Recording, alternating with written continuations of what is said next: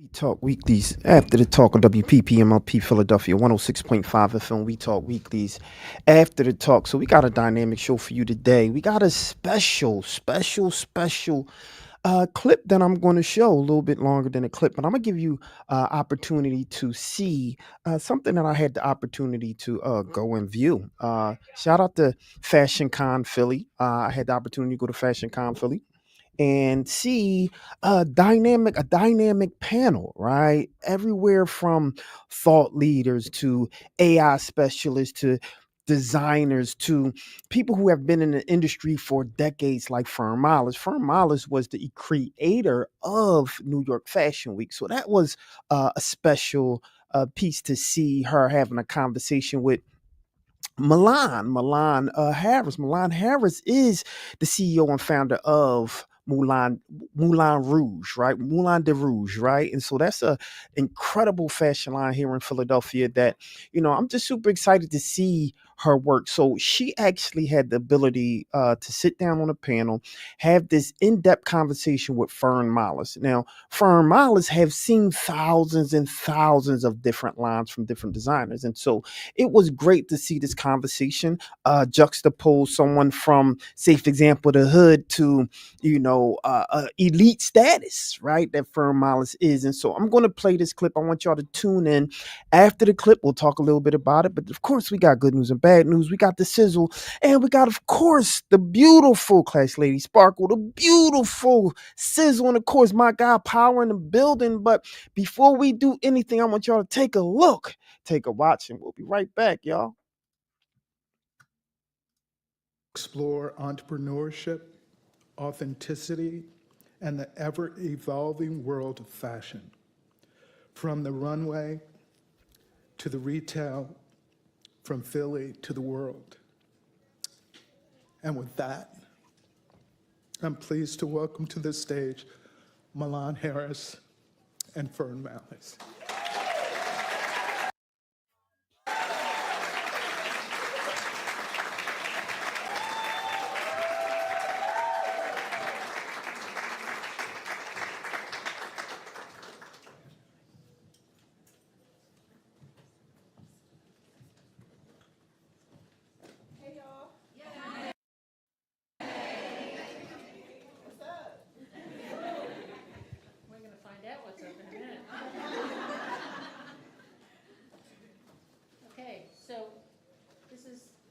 Fireside chat, but this is not about me today.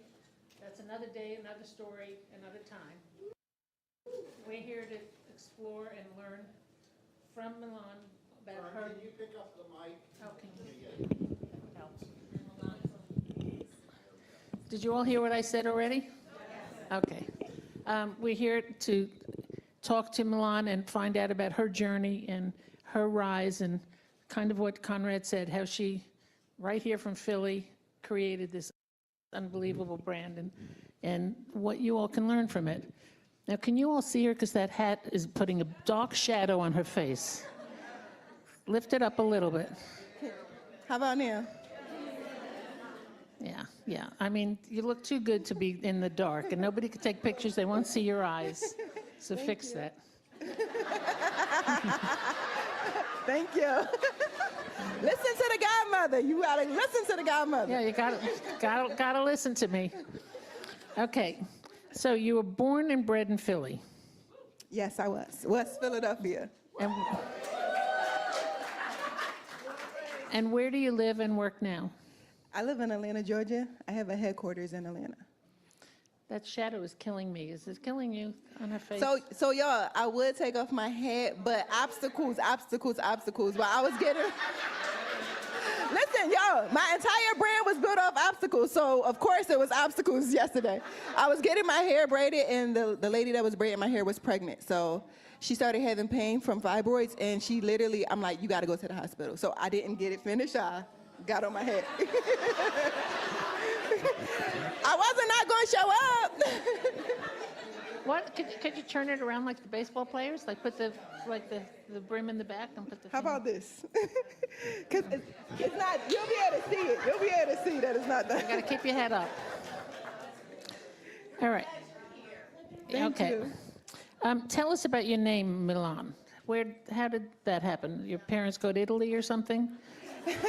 No, so my real name is Janika Harris, and growing up, no one could pronounce my name. So when I got to college, and I grew up in West Philly, so I used to get into a bunch of fights, and like I was going through a lot. And when I got to college, I remember Beyonce came out with the Sasha Fierce era, and she had her alter ego, and I'm like, I want an alter ego.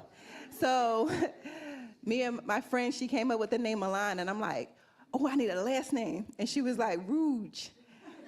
I'm like, oh, I like the Moulin Rouge. So that was my name, and I created a new identity with that. Because I grew up in the hood, naturally, like, I would just get into fights, and naturally, I would, like, succumb to my circumstances. And when I went to college, I realized, like, I want to create my own path. I don't have to be a product of my environment. I became a product of my decisions. So when I changed my name, it changed everything for me. And when I created Milano Di Rouge, I created big shoes for my brand. All right, well, we'll get to all that. Okay, got you. But apropos of 2 panels ago, when you used the name Milan Di Rouge, did you very quickly copyright it and trademark it? Yeah, so no, it wasn't quick. It was actually, I literally just got my trademark last year. I was fighting for my trademark for 10 years. 10 years I was fighting for my trademark. And every time, I just would not let it go. I kept applying, I kept reapplying, and I finally got it after 10 years because it was hard because of the city. Milano, Italy. Yeah, so they were trying to figure out, like, did people know Milano Di Rouge outside of the city? And after 10 years, they figured it out. So have you had the same lawyer for 10 years? No, I kept going, if something ain't working, I'm going to pivot real quick. I kept going to more lawyers. I'm like, somebody got to get this. If Paris Hilton can trade Paris perfume, I can trade Milano Di Rouge. Well, that's a good example to tell those people who do that. Yep. God knows who does that now. The Trumps probably eliminated that whole office.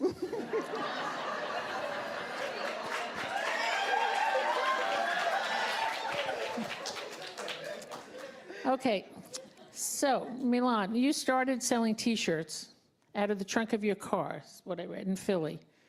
Take us back to those early days and what kept you going when you were just getting started.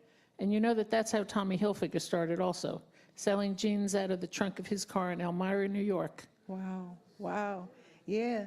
So I started with 2 sweatshirts. I wore one and I sold the other one. And I used that money to buy 5 more. I post on Instagram and say, yo, I'm a designer. Anybody want to buy some shirts, text me.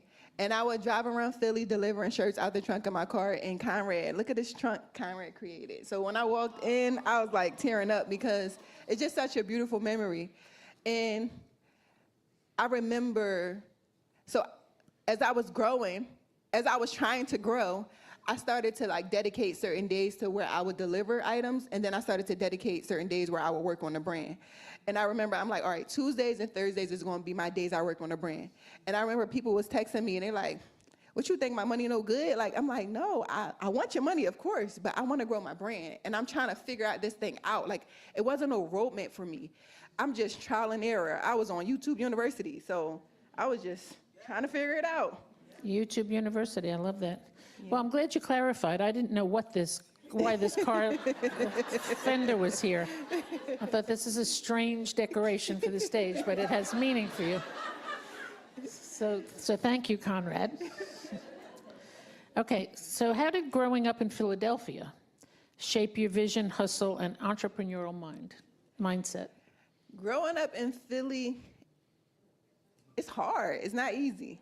So growing up in Philly, it just made me like, so I grew up in a single parent home. My father was incarcerated almost all my life. He got locked up when I was 10 months, came home when I was 10 years old, got locked back up when I was 12, and he's been locked up ever since. I was raised by my mom, and like, as you look at statistics, they show that I shouldn't be here. But by the grace of God, I am. And growing up in Philly, it just gave me that mindset that like, nothing can stop me. I came from the bottom. Like, I grew up literally in the bottom of West Philly, 38th and Reno. So it's like, once you come from the bottom, the only way to go is up. Up. You don't lose. Like, you only win and you learn. And I feel like lessons can truly be blessings if you allow yourself to learn from them. And because I came from the bottom, every no, I've heard so many no's, that's just like literally another obstacle I'm going to overcome. And I feel like it really helped my mindset to realize like, nothing is impossible. Did you have siblings growing up? I have a sister. Yep, and we're really close. Does she work with you? Or Yeah, she works with me. Her and my mom both works with me. And what did your mom do when you were growing up as a single mom?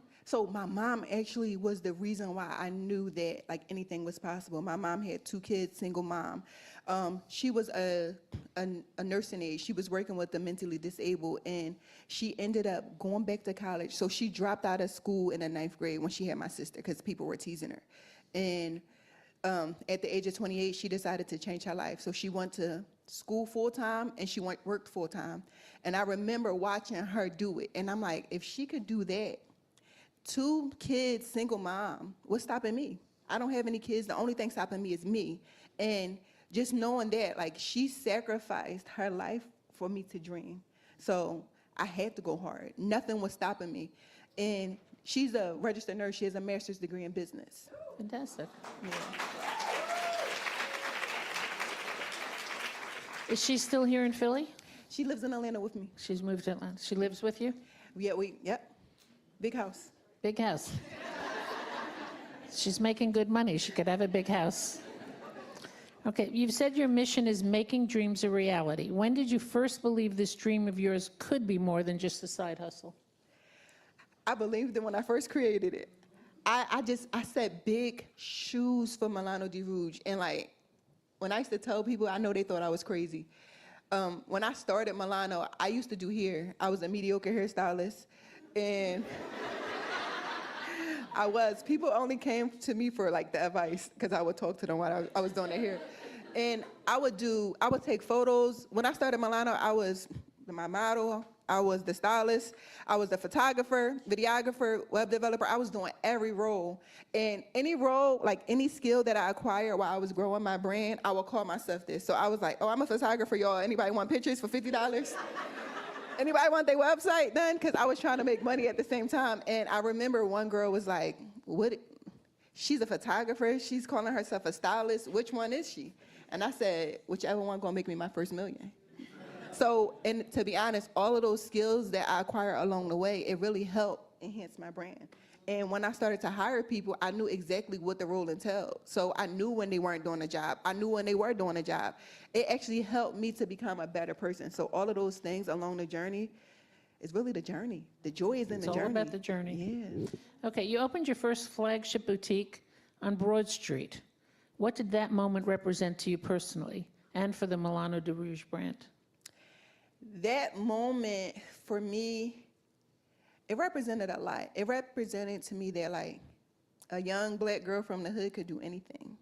And I was proud of myself. I remember opening that store and trying to build my team. It was so many obstacles with opening that store. That was like one of the first times one of my friends saw me cry. And because it blood, sweat, and tears went into that. Like you think the journey is going to be straight, and no, it's pivots, it's turns. That's literally what these lines represent on this dress. This is from the Journey collection. Like these lines, these are our journey lines. You think that the journey gonna be straight, and it's like, nope, pivot, obstacle. But I learned that obstacles are meant to be overcame. And opening that store, I knew that I did not want a mom and pop shop. I knew that I did not want to be just working in my shop, so I grew my team. I remember writing my last check and putting it in my Bible, March 2016. And I said, I'm not gonna pay myself. I'm gonna use all of the money that I make to invest in the company and invest in my team. And that's what I did. And it wasn't until March 2017 that I cashed that check that I put in my Bible. So how many years did they keep that check? For 1 year. One year, because of y'all, the people, like y'all was supporting Milano Di Rouge like crazy. I appreciate y'all. So I didn't know what I was doing, but y'all was supporting and y'all helped me figure it out. Yeah. Is the store still there? So I closed the store, and so during COVID we closed, and then we reopened in 2022, and I closed it in 2023 because I bought a building like 2 doors down, and I didn't want to put no more money into the store that I currently had because I didn't own it.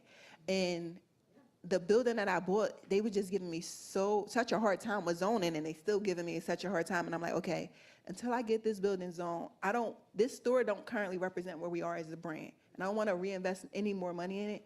And once this other building is zoned, I'm going to put Milano Di Rouge back there. And Still in the process of it. so you're still working on getting the building zone, yes.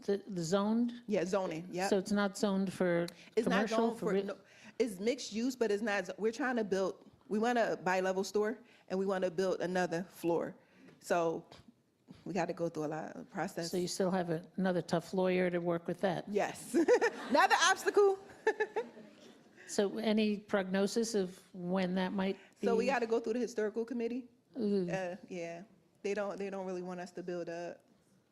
And if you can't build up, what will you do? If I can't build up, I'm trying to see. I may open a store in Atlanta first and then come back to Philly and do a store, probably not there. I may just rent that building out. It's worth a lot of money now. Yeah, you've probably made a yeah. lot of money on the real estate. Yeah, for sure. And then I'll just probably see where else I would go out here in Philly, because I definitely want to have my roots here. So you don't have any retail stores at the moment? Everything is online. Online? The biggest store in the world. It's a good way to No describe it. overhead. And it's MilanoDiRouge.com? Yes. And that's where everybody shops? Yes. And on Instagram? Yeah, you- so can you you- can shop from TikTok Shop, TikTok Live, and Instagram. Yeah. Okay.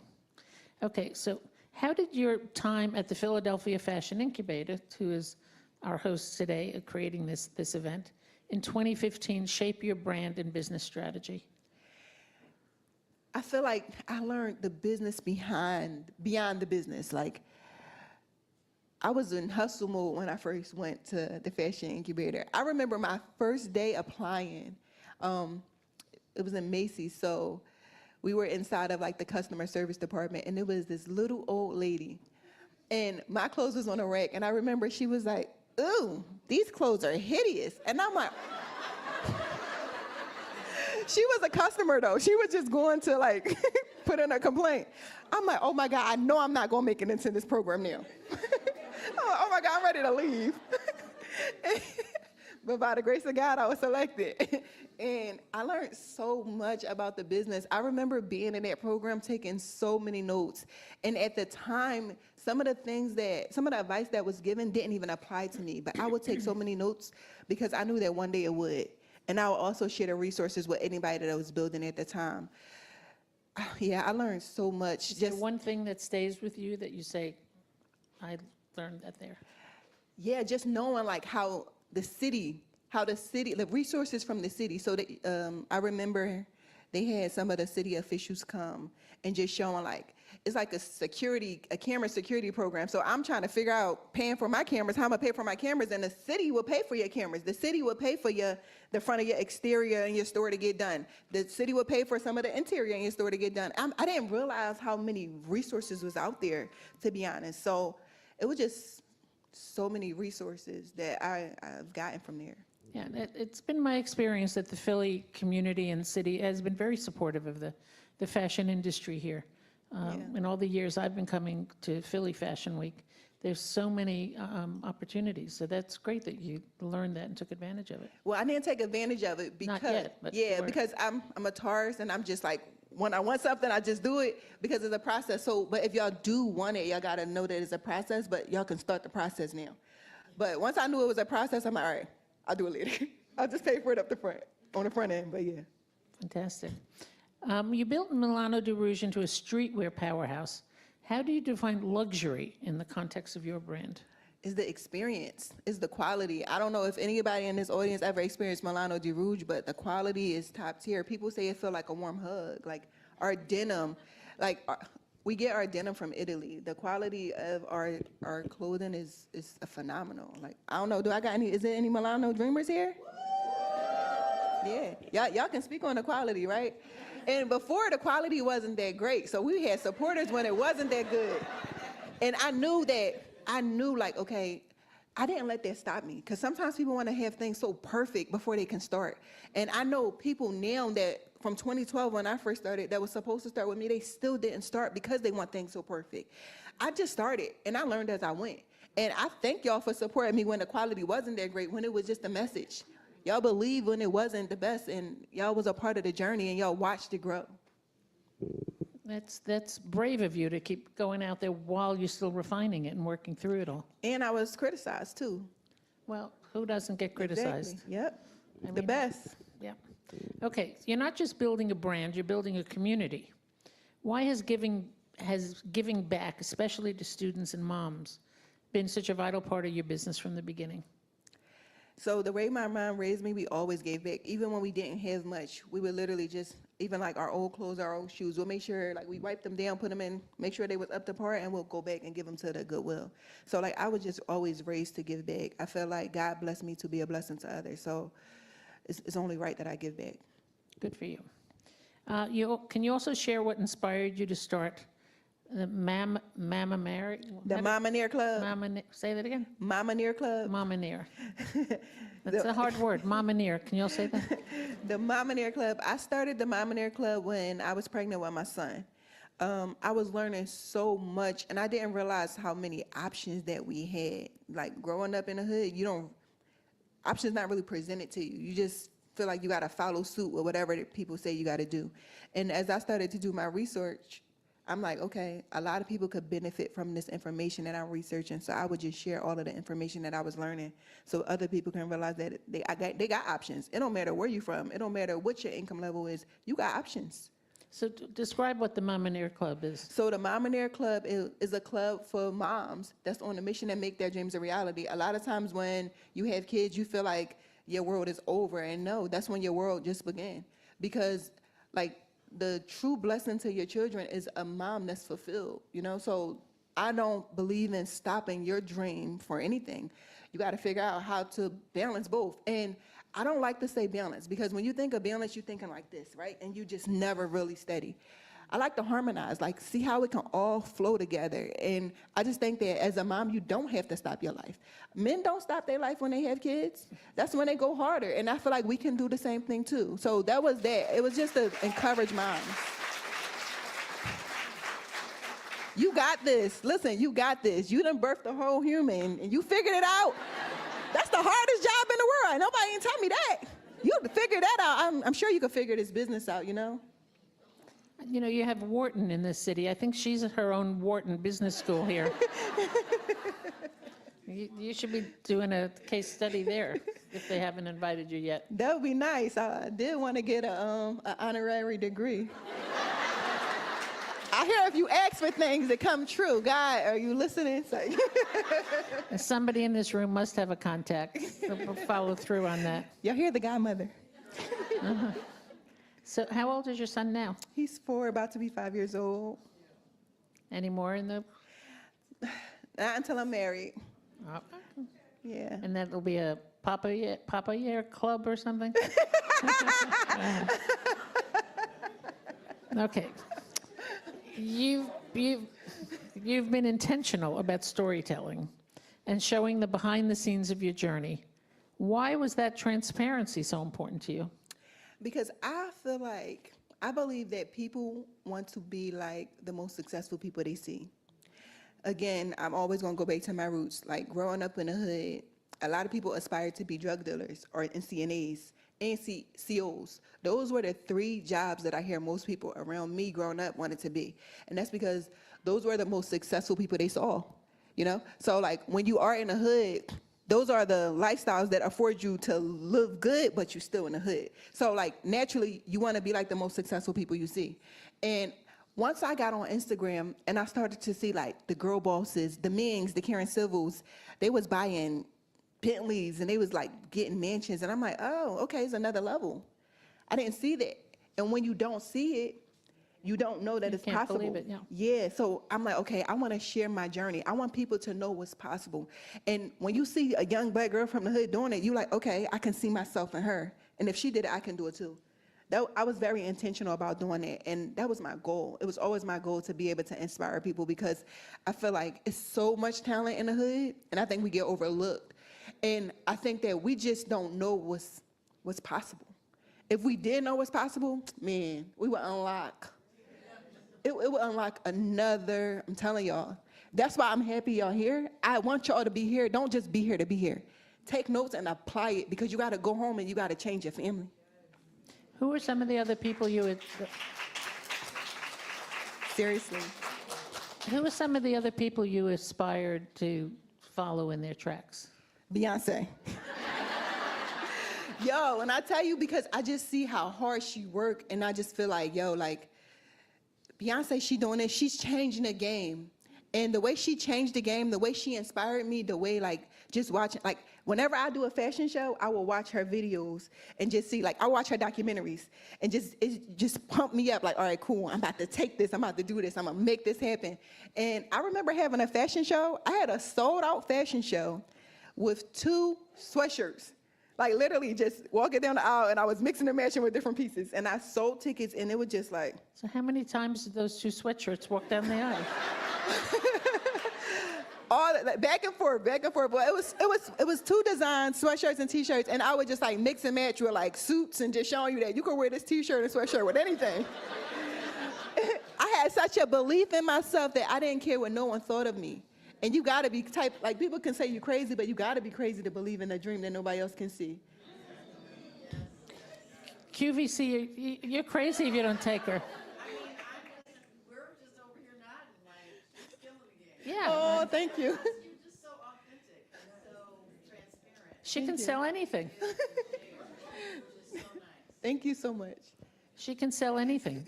I want credit for signing her up.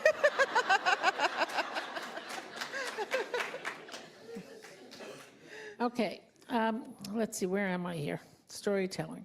Okay, collaborations. You've collaborated with athletes, artists, and influencers.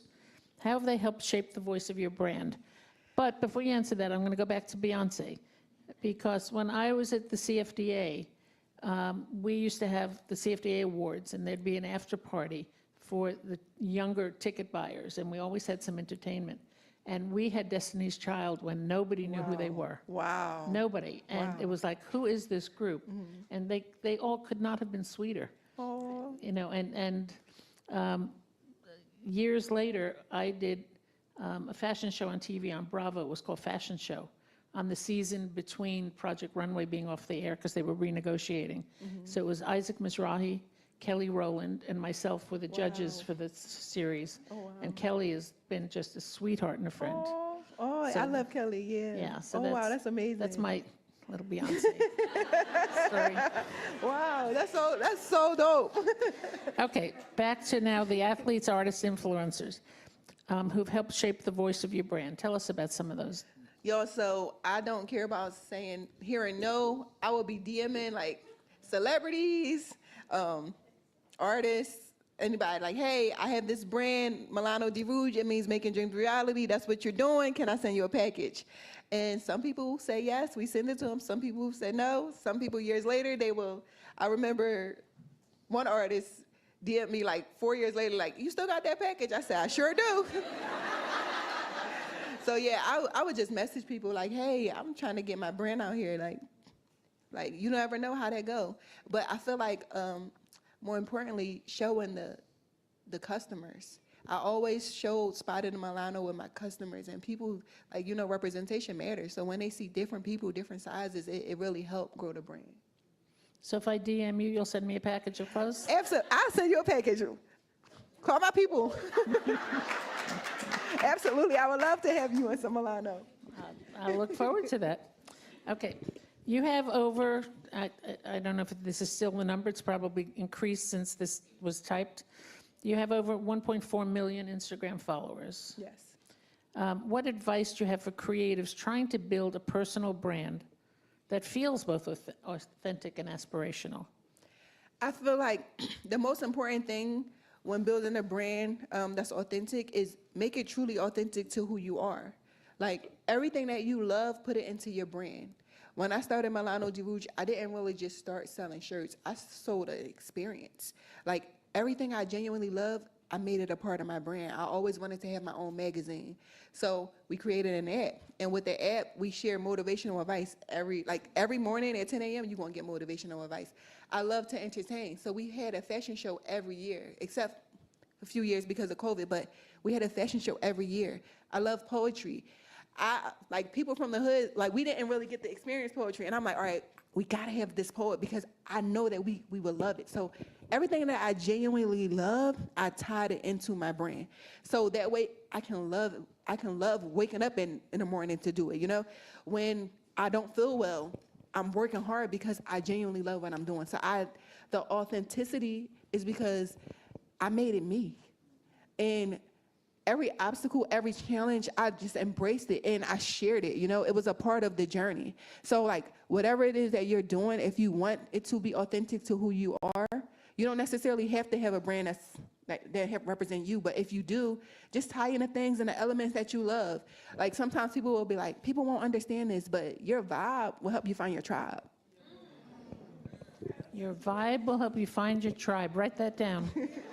That's a good one. Okay, you said you got up early in the morning doing that. Tell me about when you showed up at 6:30 for a photo shoot in New York. Oh yeah, Elisa just reminded me. So we went to, with the Philly Fashion Incubator, we had a trip to, what was the name of that place? Fashion Snoops. So we had a trip to Fashion Snoops to New York City. And when I found out that we're going somewhere, I still do this to this day. When I found out that we're going to be in another city, I'm like, okay, I need to turn this into a business opportunity. And so I drove over the day before and I planned a photo shoot, probably within like a few days. I planned a photo shoot and we got up at 6 a.m. We started shooting on a subway in New York City. And right after the photo shoot, I darted to the program. I had to be there by like 9 a.m. and we just got it done. Like, I feel like I'm going to take advantage. I'm going to maximize every opportunity. We had to find models in New York City. We just calling in the middle of the night, hey, are you available? Models canceled on us, but we got it done. And like, even now, when I just went to Lake Como for my girlfriend's wedding, we did a photo shoot in Italy. We just was in Tokyo. I did a photo shoot in Tokyo. I'm literally like, hey, Milano Di Rouge is going to experience the world, and everybody going to experience it through our lens. So, Fantastic. What is something you learned the hard way that you now consider a core business lesson? I'm actually learning it right now. Just being on top of everything. Like, when I started Milano Di Rouge, I didn't set out to be a CEO. I'm just a hustler, you know? Like, I just wanted to work hard and build my brand. But becoming a CEO, being a CEO, it requires a different level of attention. And being on top of your numbers is so important. It doesn't matter how much money you make. It's about how much money you keep, how much money you can reinvest. So being on top of your accountants, being on top of your lawyers, learning what they learn. At first, I just looked at accountants like a dentist, right? Your dentist said you got a cavity, okay, cool, fix it. Your accountant, that's a different story. No, you gotta be right there on top of them. Like, don't just really sit and take the time to learn. I love the creative part, right? I love the photo shoots. I love the fashion shows. But when you're responsible for feeding so many people, you got to make sure you know them numbers. You got to be on top of your game. Like, things look good on Instagram, but you got to make sure things is good behind the scenes as well. So just being on top of your stuff, taking the time to learn it. Like, even if it take an extra hour to sit down, like, hey, I need to understand exactly what this is. Being on top of your bankers, like, knowing that, like, they got your money, they owe you the explanation. They got to tell you what they're doing with it, you know, and not just having your money sit. Like, invest your money. Get stocks and bonds and, you know, like municipal bonds. I'm learning so much different things about building wealth. And I feel like I was just doing it, and then I was like, all right, God sit me down. Real story, true story. February 17th, I fast. I went on a fast. I did a dance fast. And I prayed for clarity. I prayed for, God allowed me to be still. And by me being still, that was the first time I was still in probably like the last 12 years, because I'm always on go. My foot is always on the gas. So me being still, I'm like, all right, my foot is in neutral. And I'm allowing myself to be able to see everything for what it is and not me controlling the outcome. And me doing this is allowing me to see that, like, sometimes you got the wrong people in the wrong seats. Sometimes you got the wrong people on the wrong bus. It's like you got to reevaluate everything, and that's where I'm in my business right now, and just reevaluating things and just learning more. Like, I've learned so much in the past 3 months, and I've did over the past 12 years. You should clap for what she's saying right now.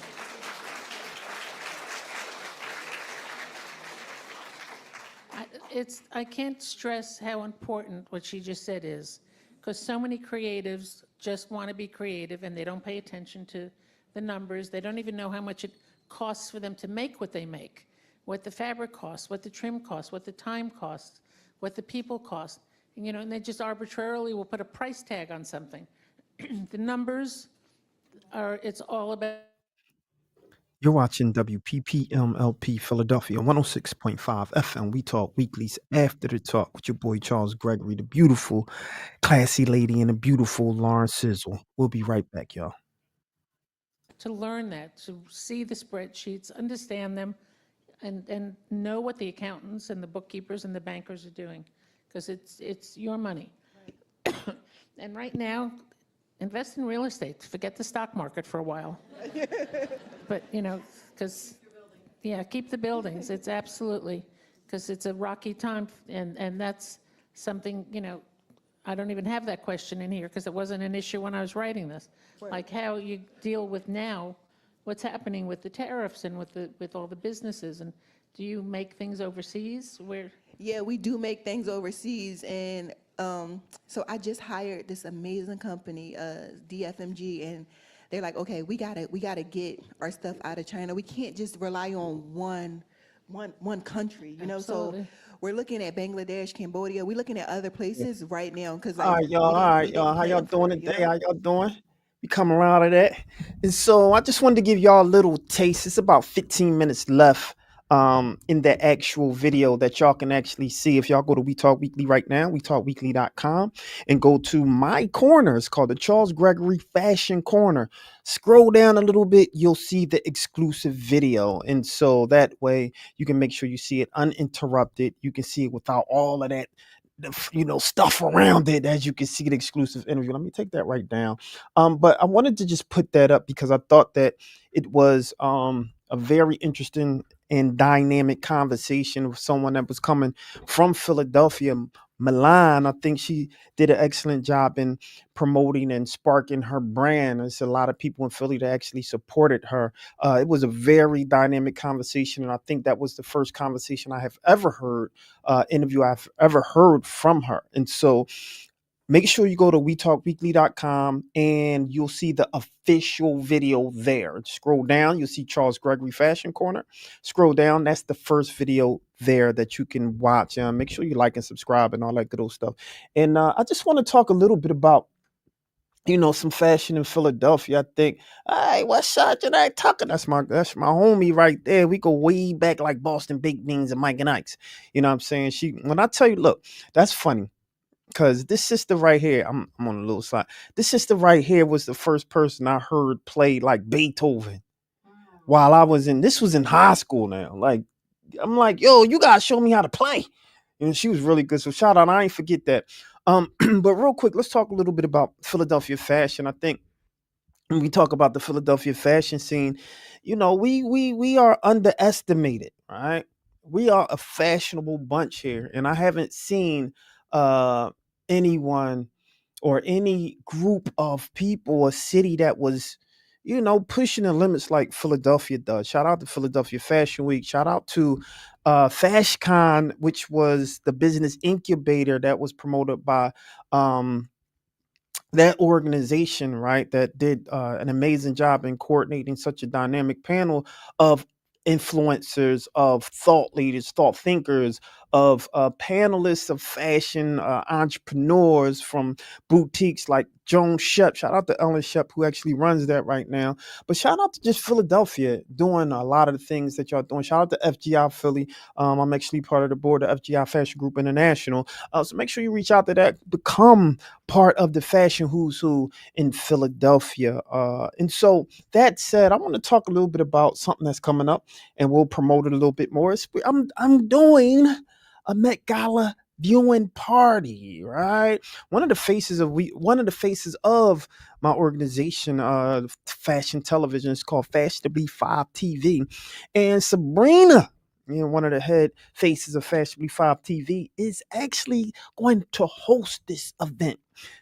I'll post it so y'all know where it is. We'll probably put it on We Talk Weekly so you get all of the information on it. But make sure you pay attention to that. It's a viewing party for the Met Gala. And so you know you're gonna have to get cute. Your boy will be there, all the who's who will be in there. And the official invite list is only a couple people. It's not a lot. So once it come out, I can't hold space. It's not a big space. It's private. It's an intimate situation. So we'll make sure that we'll have the cameras there. We have Class Lady Spark and all the beautiful people there. Lawrence Sizzle maybe doing some interviews and all that good old stuff. So I don't want you guys to go anywhere because you already know what's going on now, right? You ready? Yeah. So I don't hear you. Hold on. Let me make sure you go.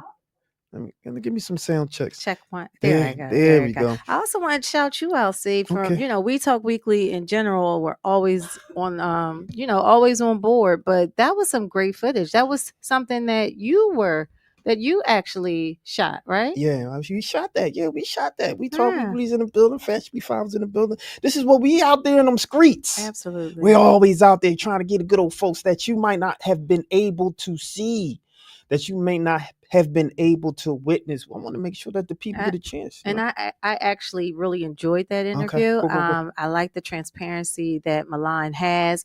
I like that she just was so open and very carefree and candid about her upbringing, about her mom, about just being from the hood and things that she saw growing up and how she wasn't going to be a product of her circumstances, like the whole bit, like everything. She's definitely somebody who's made it from the bottom to the top.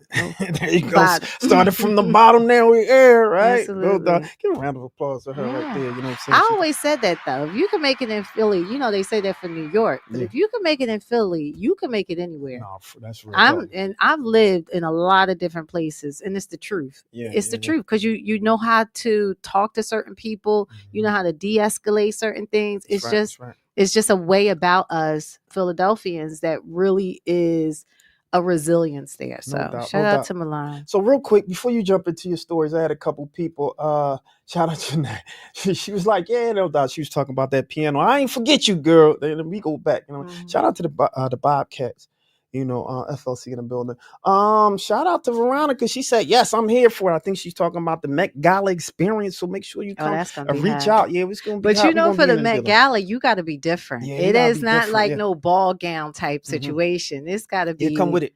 Yeah, there's got to be something that's like, well, where are you going with that? Like, it's definitely a command the eye kind of situation. No doubt. And my guy, Boom. Yo, Boom, what's up? Yeah, you did miss it, my brother. We played it early, but if you go to wetalkweekly.com, the first video, when you scroll down, go to wetalkweekly.com, scroll down, you'll see Charles Gregory's corner, fashion corner. The first video is the uninterrupted, clear video, exclusive, no one else seen yet. We the first ones to have it out there, so we doing it like that. Mm-hmm. So make sure you go like and subscribe the page, y'all. Make sure that's how you support us. Make sure you go right now, go like and subscribe. We Talk Weekly. That's how we do it in the point. That's how we do it in the pay. She said FLC. Shout out to FLC. Is definitely in the building. This is what we do. You know what I'm saying? Like shouting each other out. Shout out to Franklin Learning Center. Franklin Learning Center is a unique school. I don't know if you remember Fame. Yeah. It was like that. That's how Kappa. Yeah, that's how it's definitely like Fame in the building. I'm gonna read this. Yes. Saying Fame though is like that's dated. No doubt. No, he said Black Thought states the same. Philly and Resilience says you can do anything. As a New Yorker who grew up as a man in Philly, I agree. You already know. Yeah. You already know. Philly, I mean, we a special breed. Once you come to Philly, you either love Philly or you hate it. Yeah. So if you come to Philly and you love it, you become a Philly John.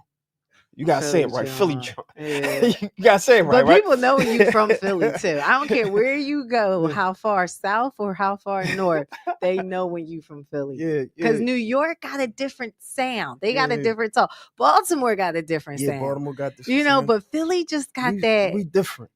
For real. Yeah, like, you come to Philly, you stay in Philly, you become a Philly John, right? Mm-hmm. So listen, Philly is its own, like we his own state.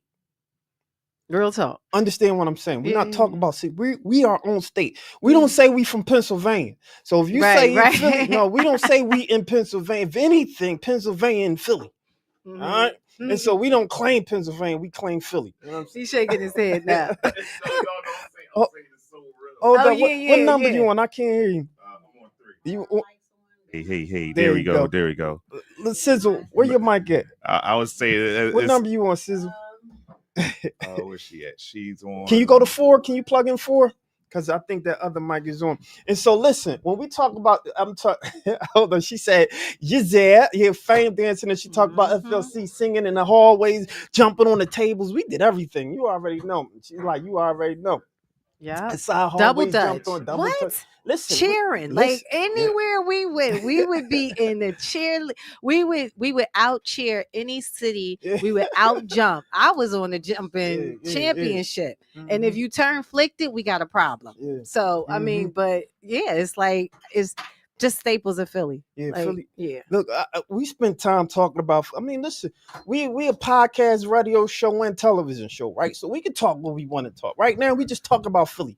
So if the true when we say Philly versus everybody, that's what we really mean. It's a doggy dog world out there. Remember, even your president shouted us out.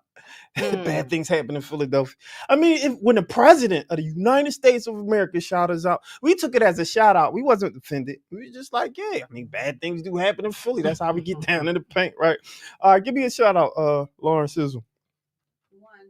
1, 2. There we go. There she go. There we go. So real quick, now that we got everybody voice up, we got all the mics up. Let me see, classy lady, you ready for me? Yeah, I'm ready. All right, give it to me early. All right, so this first one, see if you can find this. I got pictures, but if you can find the video, I mean, it's like nothing you've ever seen before. So what was supposed to be a farewell was tragedy struck amongst a cemetery in Philadelphia in Greenmount. So there was a group of pallbearers. They were carrying the 61-year-old Benjamin Avelies when his casket fell into the grave during his burial ceremony. Oh my God. So video from the services shows the heartbreaking moment when the family and friends, they basically were carrying the casket, and then when they were carrying it, the entire support system fell down. So Avil's son, who the man who died, Benjamin Avelies, his son got knocked unconscious underneath his father's casket. Wait. Oh my God. Yes, wait. that's why I said you should find this video. Okay, all right. He was unconscious. Do you have it? No, I don't have it. All right. Jesus well, Christ, he that's was crazy. found unconscious with his face forward, buried under the weight of his father's casket, with his face in the mud. Several of the pallbearers were left with injuries to their legs and hands and back. But Maribel Rodriguez, that's the stepdaughter, she said that the platform did appear wobbly. So if anyone knows, when you're going to a funeral with the casket at the burial site, it's usually like platforms and like long platform wood. So they always tell you to be careful. Well, that split in half. The burial disrupted everything, the emotional trauma that everyone experienced on that day. So this was not a memory of the actual burial. This is a memory of a tragedy that happened. So our thoughts and prayers are with the Avelies family. Yeah, shout out to Janae. She just sent the video from World Star, so you can see the actual video on World Star. She just sent it to me. Yeah, Wow, that's I crazy. did see that. It Well was very traumatic. Wow, appreciate you for that. Yep. So they're saying that they're going to, I believe they're going to sue the funeral parlor as well as the cemetery. Was it raining though? I don't believe You said so. face in the mud.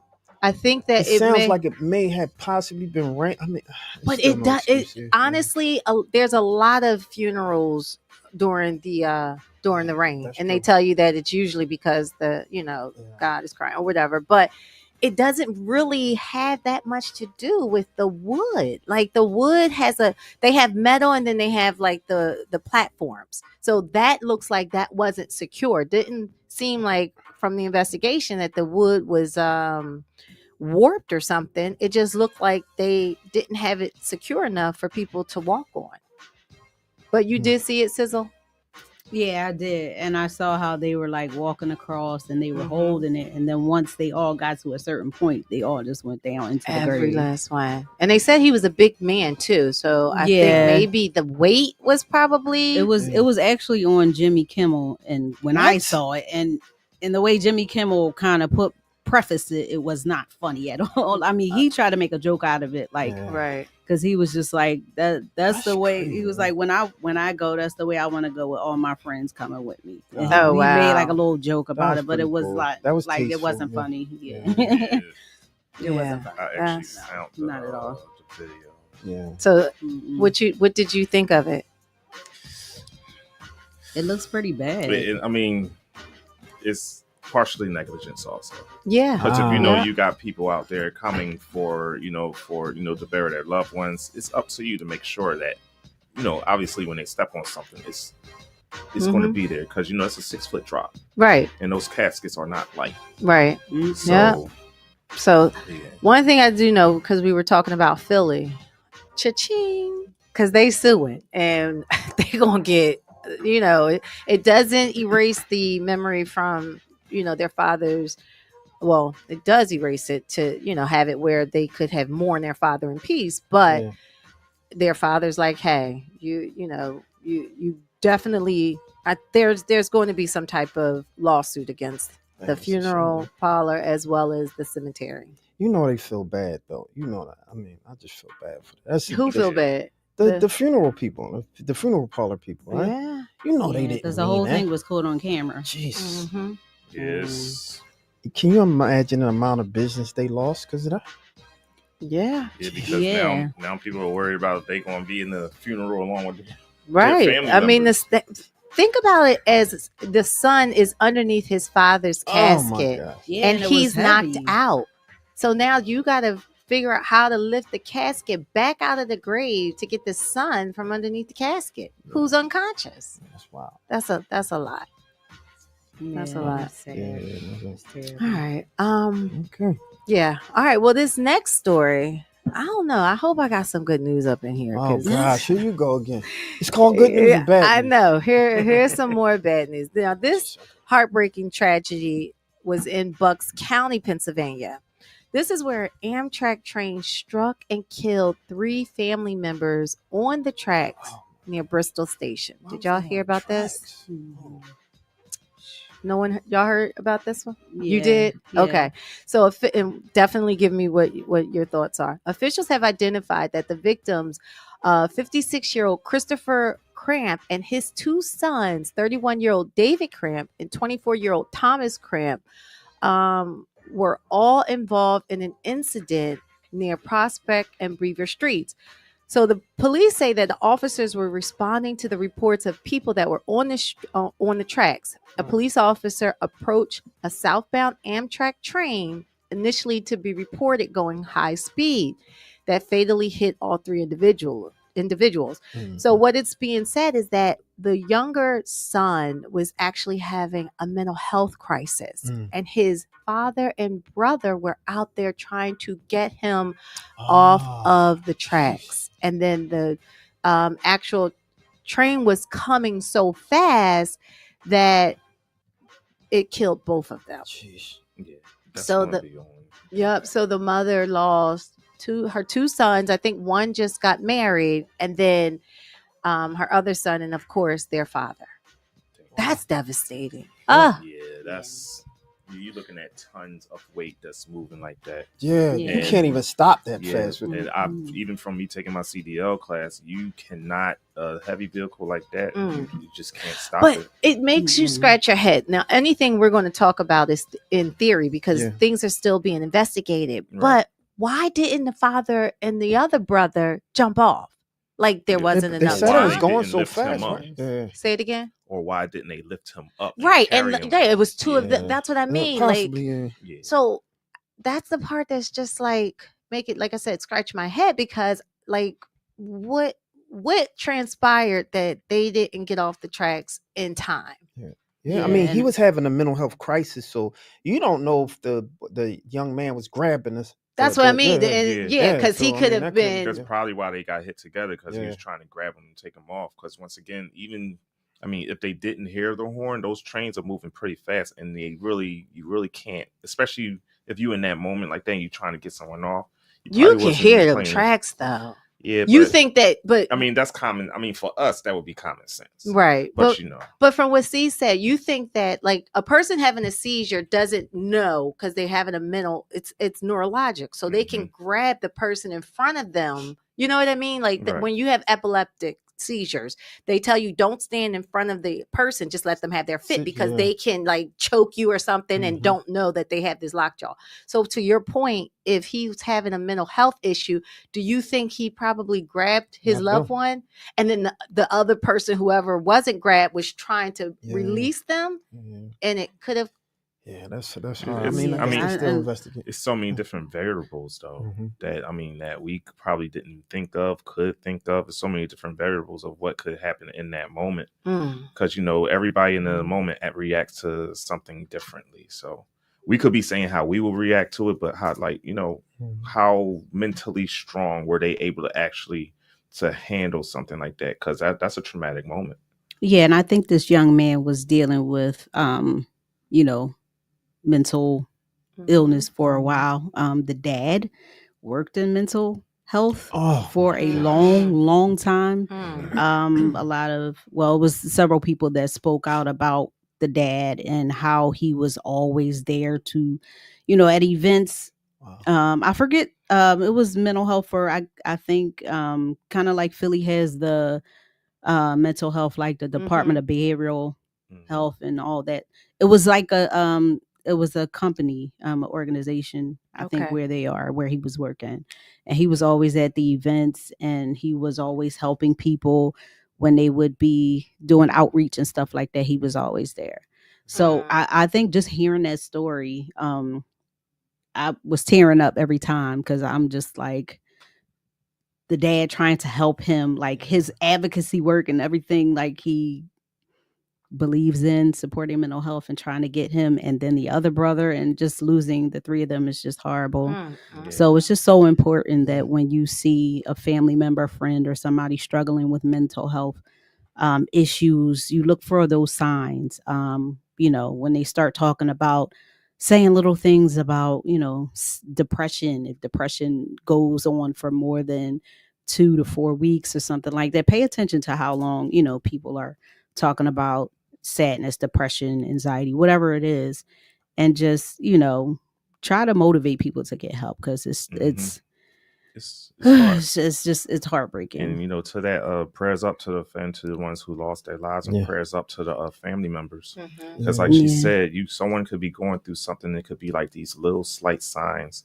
Some people may be crying out but not crying out loud, like I would say silently but loudly crying out loud for help, because they don't want they don't want to be viewed a certain way. I mean, I've been through that, losing a lot of friends to motorcycle accidents, COVID, and then my mother. So I've been there. So I know what that is to have to fight that.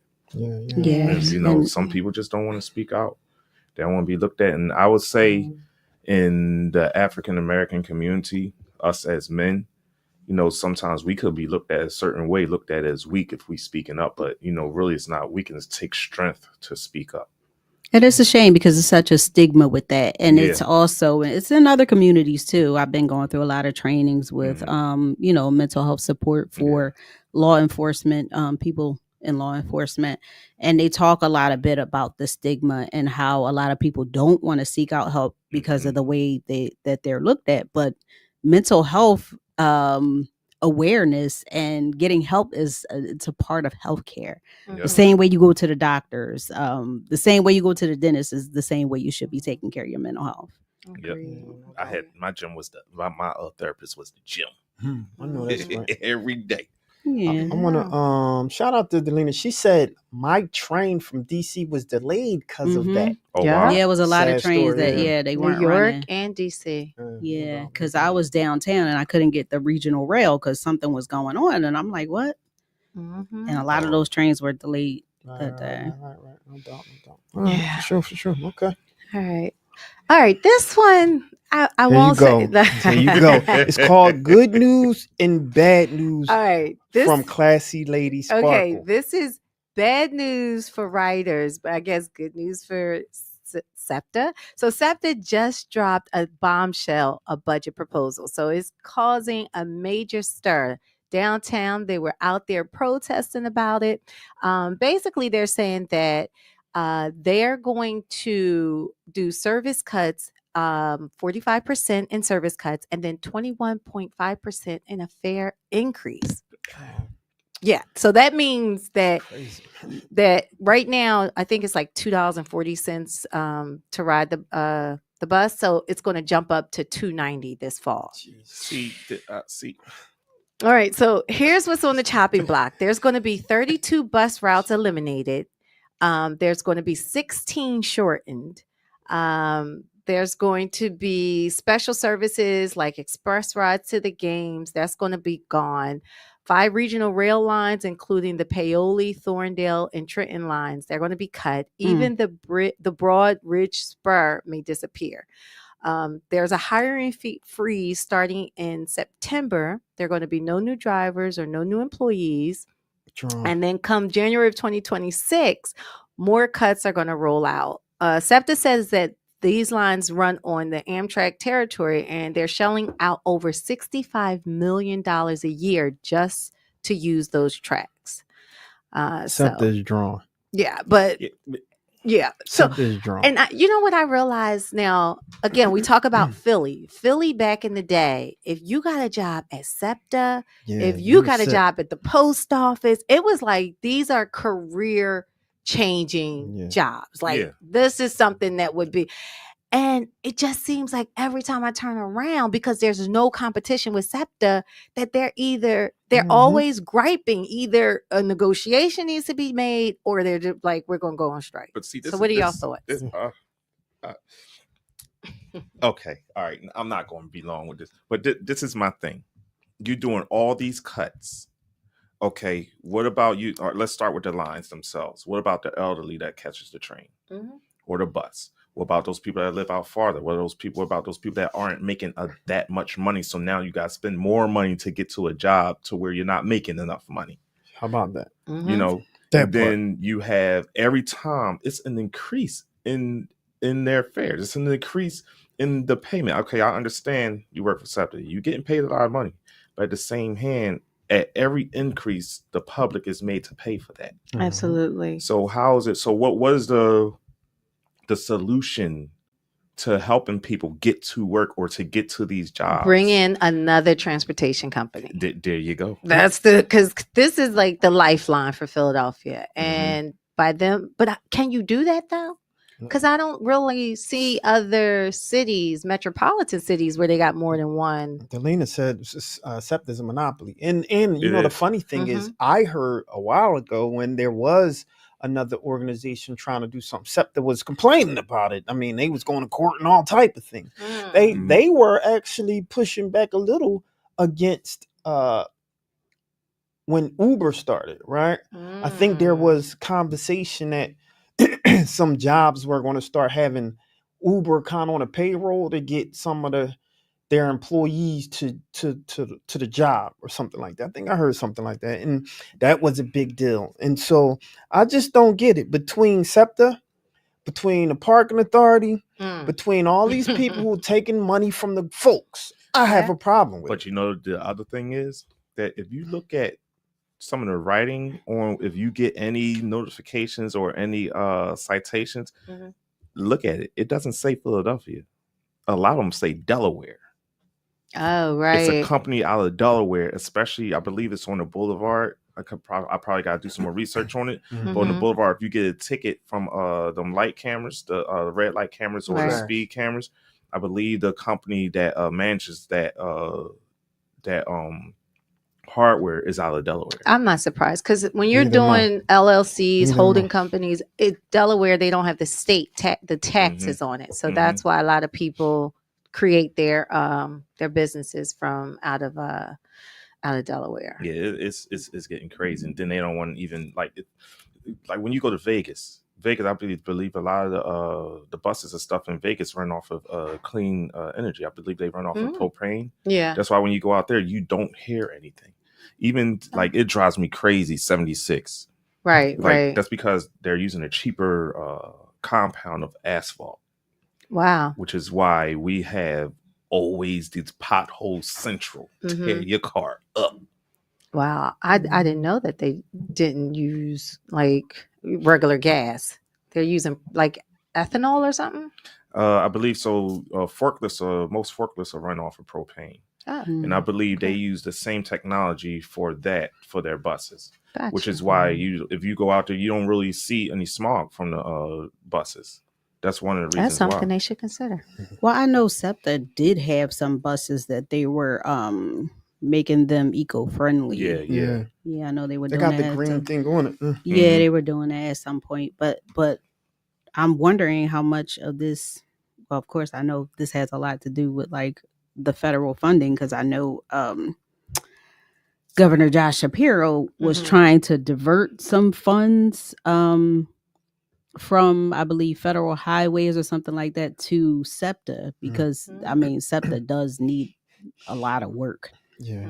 And we need the highway more. So shout out as to far Governor as Shapiro. where that as far as where that is at this point is just Shapiro for president, man. We need him as president. Shapiro for president. Well, he's doing a lot. Hopefully SEPTA can hear what the people are saying too, as you know, like it's a community lifeline. So yeah, I think that SEPTA stretch. Yeah. All right, y'all ready for another good news or bad news? That's the name of the segment. Good news or bad news. All right, this one is not such good news. Oh, gee, where is? And have you noticed this is all Pennsylvania focused, right? This is, we talked about the train tragedy. That happened in Pennsylvania. Then you had the pallbearers. Bad news. Pennsylvania. Then we talked about SEPTA. Bad news. That was in Philly. And this one is a Pennsylvania judge. So a Pennsylvania judge named Sonia McKnight. She's 58 years old, and she has been convicted of attempted homicide and aggravated assault for shooting her ex-boyfriend, Michael McCoy, in the head as he slept. Oh, my God. This shocking event happened back in February of 2024 at the ex-boyfriend's home. Prosecutor says that McKnight, who's a judge, was fueled by jealousy, and she opened fire after being repeatedly asked to leave the home. Though the victim couldn't see his attacker, he did testify that McKnight was the only person in the house. The jury only took 2 hours to convict her. McKnight, who had served as a Dauphin County judge since 2016, was already being suspended without pay due to an earlier misconduct. And this wasn't her first shooting incident. She wasn't charged in 2019, but she was involved in shooting her estranged husband. She is now facing up to 6 years in prison. She was taken away in handcuffs immediately after her conviction, which her sentencing is set for May 28th. So this case raises urgent questions about how we vet and hold those in power accountable. What are your thoughts on this? I think this deserves my Judge Judy. Hold on, Judge Judy, holla at me real quick. The story is baloney. You people must be idiots. What are you doing? Are you people out of your mind? Are you just dull-witted? Do you have any clue? Duh. Your conduct is outrageous. Yo, thank you, Judge Judy. That woman needs to be thrown, and she was a judge. Shout out to Judge Judy for giving me that work. Judge Judy, give me that work. I just don't understand how. Well, I don't want to say I don't understand. It had to have been something for her to throw her whole life away and not have self-control with her boyfriend. Yeah, see. We don't know her story. Yeah, that's what I was about to say. We don't know her story, and I don't care about her story. I don't care about her story. Crazy. That's cuckoo. The fact that he was asleep. Crazy. Shot him in the eye. Okay, all which right. is the head. Let me rewind. That was crazy. Hold on, Let me just say that. Hold That on, was hold, crazy. hold on one second. I'm gonna let you finish, but The one second. story is baloney. You people must be idiots. What are you doing? Are you people out of your mind? Are you just dull-witted? Do you have any clue? Duh. Your conduct is outrageous. So Crazy. It's so now it comes into effect. Was she drunk? I don't Was care she what high? she was. I mean, She but these was are out of things her- that people. These are things that people want to know. Wait, You know. are you giving her an excuse? Oh hell no! Hold on, hold on one She second. gets no excuse. I want to know what happened. I Hold- want to know what's going All right, I on. need to put you in jail for a second. One second. I need to put you in jail. I want to know. No, don't put me in jail. Don't I put want to me know in what jail. Sizzle. What do you think? What do you think about that story? I mean, the first thing that came to my mind is that like you have this whole career. Do you know how long it takes to get to the status Exactly. that you're at, and like you Mhm. want to throw this away over a man? Right. And she's in law, so she Mhm. knows what they're going to be looking at. and- Exactly. yeah. Exactly. But the other thing is what else has she done that was covered up? Because these two things because things happen before we even hear it. Is just be swept up under the rug. And, Okay. And good question. So my question for Sizzle, because you know the justice system, because she's now being convicted and Go ahead, because I sentenced, think you about to go down the road I'm thinking about. Go does ahead. that mean they have to do a fine-tooth comb through all of her convicted clients that she's convicted during her seating to see if because of the person that she is? Ladies Do and they- gentlemen, give her a round of applause. For Yep. That's exactly what I was Yes. thinking about. Yes, I want to ma'am. know, Sizzle. They don't necessarily have to do that, but they could if a convicted defendant says, "I want my case to be That's right. looked Retrial. through." Right. Like So the I don't lawyers are think- going to be on this. exactly Right. right, Especially if he's a man.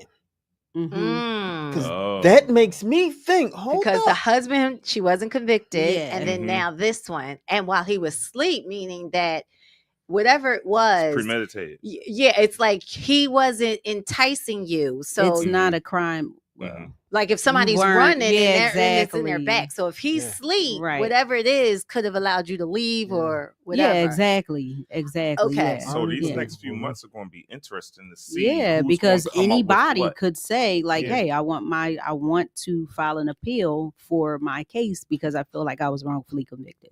Oh wow. Because she obviously had some prejudice against men, or Yeah. they can raise that argument. That's Well, right. You know, And it's that always would the big trigger, elephant. You know, it's know. always the big elephant in the room. Who she is and why is she getting away with this? Mhm. Mm. That's always going to be the big question, the big elephant in the room. Because if it was, Mhm. I'm trying to be PG. What you call it? You ain't gotta be PG. Yeah, wait, We what talk- you saying? Yeah, So, insert. I'm You saying just can't cut. I'm saying so. Like anything, us in our black community, like we are black men, I would say are 10 times more. Our stuff for us is more crucial. Like for slapping somebody, a Mhm. white guy get Oh, the a punishment slap Right. is on the hand. harsher. Yep. For Yeah. us, we might get like 10 years. That's right. Mhm. Right. So my thing is, what's going to happen to her? Why hasn't this? Why hasn't the first time that it Mhm. happened? Why haven't we heard this? Why wasn't she in jail over that? Mhm. So, okay, Right. and with that thought to what Sizzle said, even if a person says, I want to appeal it because I feel like she gave more time as a sentencing judge, Mhm. they can even argue that Yeah. they felt like, oh, she gave 20 years. What I did, evidence is there, but it was 5 years I should have gotten. So they can even appeal on time on the oh wow. Like, Yeah, yeah, and so the thing is, a lot of that is already going on because Mhm. of Meek Mill's Act 44. Oh, That right. he was able to get passed for probation. So they're already going back and reviewing cases where the person was given an excessive amount of probation time, Mhm. Wow. an excessive probation sentence Mhm. because of, I hate to get into names and cases, but you had some judges that were like, look out this window. How many pigeons? Count the pigeons on the building. Mhm. Right. And the person counting the court clerk counts, and they're like, oh, it's 13 pigeons on the 13th. That's how many years of probation you get. Oh Oh wow. wow. so it doesn't fit the Yeah. crime or the conviction that they got. It's almost random. Exactly. Like, yeah, exactly. like you That's putting a very price on a product and saying, "Hey, I'm gonna charge you $20 for this," but you didn't. You're not telling me why this is $20. Exactly. You just threw out that's So what would Yeah. you say would be like? What do you feel is going to happen in these next few months going? Since they passed the bill. Yeah, since they passed the bill, and with all this different information, like as far as the community, as far as like the legal system, what do you think is going to come out of this? So they already have a process right now that they're going through. I forget the date that they have to, and this is all across the state. This isn't just Philadelphia. Other states are reviewing cases to see which cases qualify for early termination. So several cases have already been terminated early. There is criteria that the person has to fit. They can't have any violations within the last 6 months of the time that they're being considered for early termination. They have to be within 50% completion of their probation term. So there's a couple different things that they're looking at when it comes to the early termination. But, a lot of cases are eligible and they're being terminated early. So. Okay. It's still a pretty messy situation. Yeah. And for those of you who are on probation, you can contact the Public Defenders Association to see if you are eligible for a termination, or your probation officer. Oh, wow. That's what I like to good. hear. Yeah. Say that, is it a certain number or something that they can, like a 800 number that they Website can, website? Yeah. Well, for Philadelphia, the Public Defenders Association number is 215-568-3190. One more time. 215-568-3190, 3190. Nice. And they can go there to see about getting their probation decreased or eliminated after this new law. Mm-hmm. Oh, Yeah. nice. Yes. Awesome. Mm-hmm. Okay. All right. Well, Thanks a lot for that info. this next story, I think this is the good news. If you have to think, this is good If you have news. to This is think. good news. We need a drum roll. This, all right. I hit the wrong thing. No, because that's what this is. This is good news. All right. All right. I don't know if I say this name, Chris Jenkins. Do y'all remember Chris Jenkins? Chris Jenkins. How does that sound familiar? It does Yeah, All the right. name does sound It familiar. sounds familiar because this is the Villanova star who hit the buzzer beater in 2016 to win the national championship. So that shot made history, and it made millions of dollars for the NCAA and Villanova. But guess what? Chris Jenkins didn't get a dime. He didn't see any money as a college basketball player.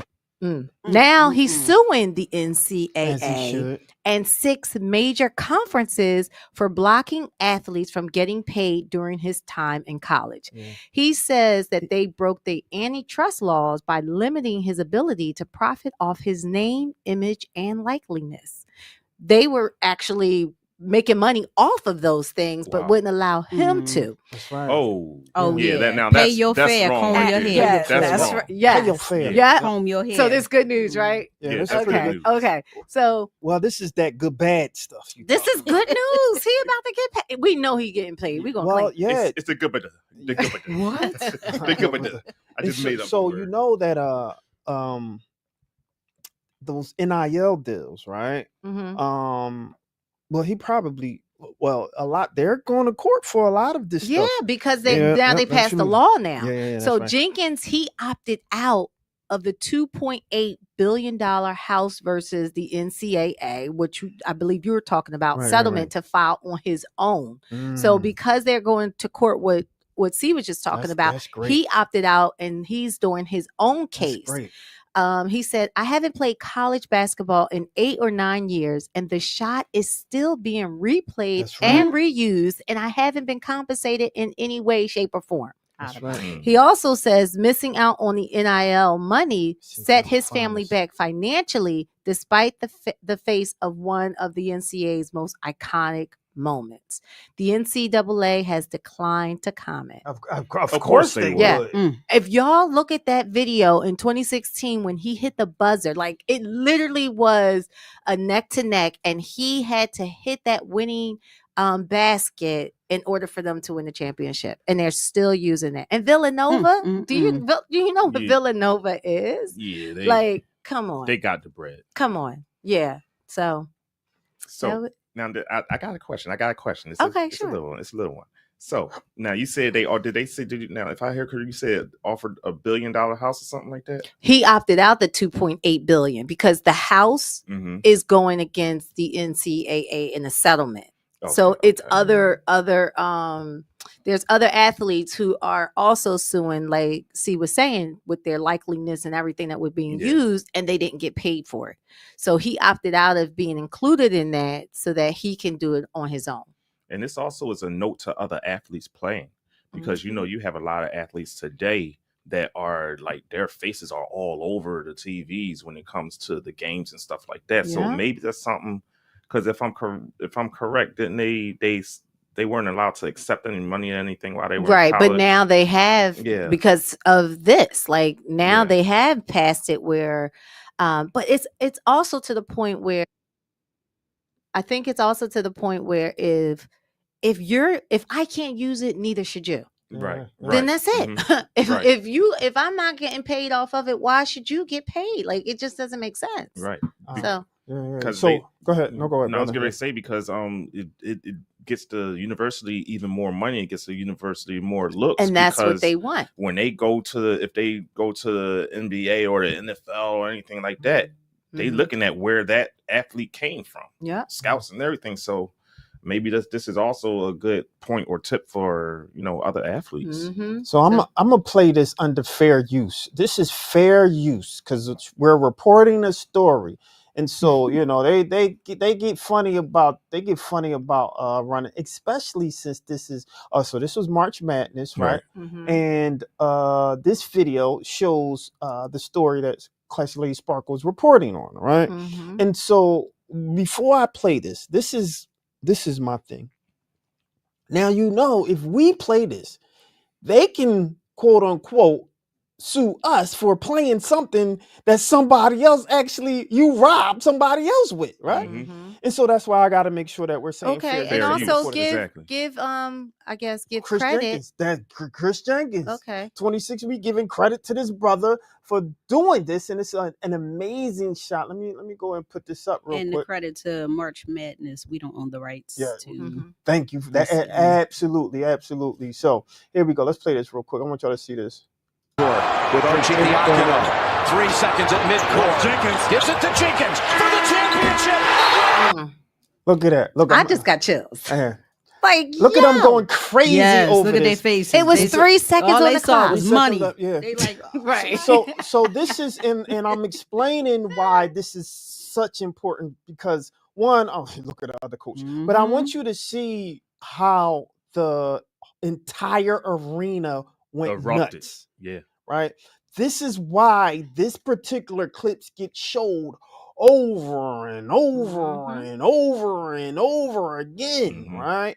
And so under fair use, we're reporting a story. So we're only showing this under fair use. And so amazing shot. Shout out to Chris Jenkins, because he needs his credit for such an amazing shot under that much pressure. And honestly, I only watch March Madness. right. Only watch March Madness. Yeah, for sure. Yeah, and then how often does that happen?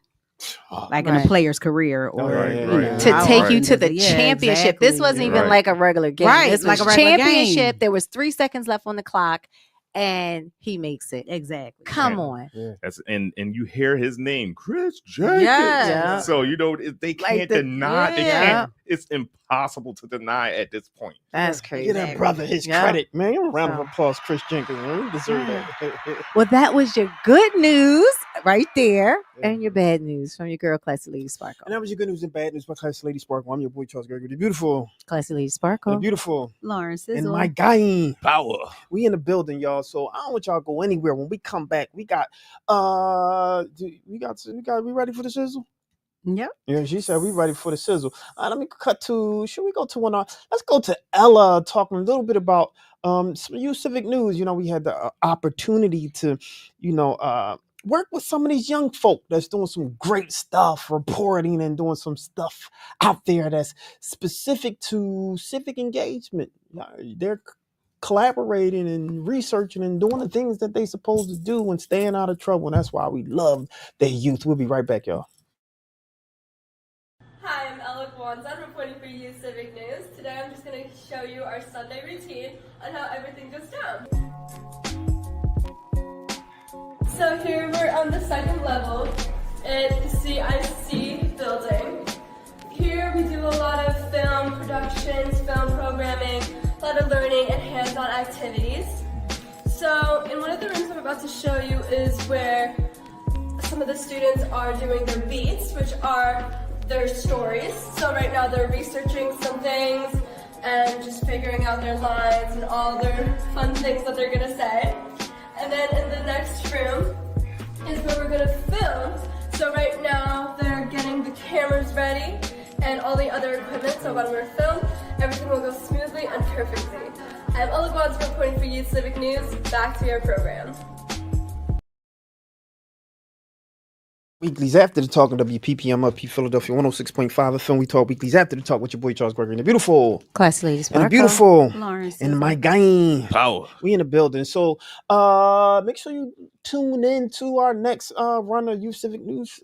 Sizzle is putting the things together to see how we can make sure that this thing happens throughout the year consistently, to try to have these youth actually reporting and doing their researching and their beats and all that good old stuff to make sure that they can be the future or the next up, to be the young journalists, to be the reporters, to be the anchors that they should be. And I know that they're able to be. But for those who are just tuning in, real quick, people were asking how can they find the video, the interview. All you have to do is go to wetalkweekly.com, right? And you'll see the video under the Charles Gregory fashion thing. Just scroll down a little bit, you'll see it. wetalkweekly.com. But make sure you follow We Talk Weekly YouTube page, all right? That's important. Make sure you follow, like, and subscribe, and share. That's all we ask. You can, before you go through, can you touch on how they can really support us before you go through your thing? Yeah, I was just getting ready to There say. we go. So that's a great transition. Look, no look past, holla at me. Yeah, I was just getting ready to say, our blood, sweat, and tears got us here, but what could get us even further? If you subscribe to We Talk Weekly on all social media and major podcast platforms, and support us even further by making a donation on Cash App, $ We Talk Weekly, or if you want to pay by PayPal, just go to wetalkweekly.com and look for that donate tab, and you can pay by PayPal. All right, so our forever First Lady, Michelle Obama, she is addressing rumors that she and President Barack Obama are headed for divorce. Y'all need to stop. Mm-hmm. So Michelle appeared on the Work in Progress podcast with Sophia Bush. So Michelle said, they couldn't even fathom that I was making a choice for myself, that they had to assume that my husband and I are divorcing. That this couldn't be a grown woman just making a set of decisions for herself. But that's what society does to us. So these rumors seemingly started to swirl after Michelle Obama was visibly absent from former President Jimmy Carter's funeral and President Trump's inauguration earlier this year. So Michelle Obama continues to shatter the glass ceiling with her philanthropy work for young girls. The two books that she's written, Becoming and The Light We Carry, both Michelle and Barack Obama's Netflix movie and TV deals, the latest project being a dating series called The Later Daters. So I'm definitely going to check this out. This follows 6 adults over the age of 50 and their dating habits while it's incorporating their children. So, Michelle Obama was already talking about, she was kind of like tearing up with these episodes. So, that's going to be good. So make sure you guys go and check that out. But y'all need to quit it with this. Can you imagine like Michelle and Barack getting a divorce? No. Like I can't They've been together over 30 something now. I actually watched Later Daters too. It was You did already? Yeah, it was good. It was good. Yeah, it was all right. Yeah, it was I good. can't wait to you see should it. watch it. I can't But wait to see it. I love Michelle. I love her, and I'm getting choked up because, or trying to find my words, because she definitely inspired so many. However, not that I think they're getting a divorce, but I feel like she should have been there to support her husband with the inauguration. I really do. I think that it just didn't give a good look, even if that was her own decision. And it's like, okay, who are you making a good look for? It's just being supportive of him, because he's showing support regardless of what he showed up. Because if he was like, babe, I ain't going, I'm not even gonna go. But I just was like, so she should have held him down when the two of them walked in together and they both got even if booed she- at the same time. Yes, I think so. I would be like, yo, we going through the mud together. If my husband's going into the quicksand and I married you with the vows and I'm you. We're no longer two people, we're one. So yeah, we gonna walk down. I ain't gonna speak, but I'm gonna hold my head up high and be like, oh, he got me here because I'm supporting him. But I really think she should have been there. That's just my personal opinion. Now, what I would say to that, I think if she was going to anything to support him, it should have been the funeral. But Jimmy Carter's funeral. Like, she should have went to that versus the inauguration, because she probably told Barack, don't go. Oh, I'm quite sure she Don't did. you go to that. All right, well, let's just say this to play fair. She should have went to one of them. She didn't want to be around them people. She said, I can't stomach them. I do not want to see them. I don't want to breathe the same air. It was just grotesque to even just show up. But one of them, just one, just for him. Heck, with everybody else, would have felt, thought, or even if she couldn't stomach to see them, it should have just been there for him. But let me play devil's advocate. So what if Obama was like, you know what, babe? Don't come tonight. Voice, you know,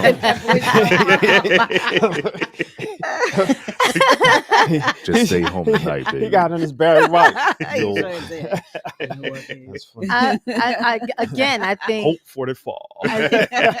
Billy D. I know Billy D. Hope for the fall. I really think You'll that. never find. Oh my gosh.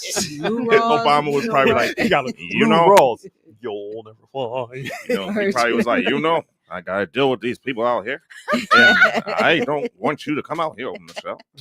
I want you to stay here and just, you know, chill out a little bit. Yeah. Look, Delina said, look, she said she was just protecting her peace. That's what she said. I know, that's what she said. That's why she ain't go. Yeah. But that's what I'm saying. You don't have peace by yourself no more. Honestly, when when you're married, that's a part of that. That's true. That's a part of saying, you know what, I don't have peace. But when you become a public figure, everything is public. But that's probably what she said. She probably said, we're not public figures no more because you're not in the White House. But no. If he's still touring, okay, if she's still touring, writing books, all that, you're a public figure. And I'm gonna just say this. You know, a lot of stuff that our current first lady does not show up to. She gets no backlash and no smoke. None at all. Yeah. None at all. And then, like, you know, I saw where they were there, you know, weeks into this presidency, they're trying to put her more into stuff. Because I was seeing, like, there were conferences where he, you know, President Trump was at the table and he's, you know, talking and she's sitting right there. I'm like, what is she doing right there? Can I just say this, I've never seen, like, if Barack Obama is doing press conferences, Joe Biden is doing press conferences, I've never seen their wives sitting right there. Like, they walk in together and they're sitting in the audience, but right at the table, I'm like, this is a stunt. But like, know, I've never seen anything it's always like that. I'm gonna say this: it's always going to come to this.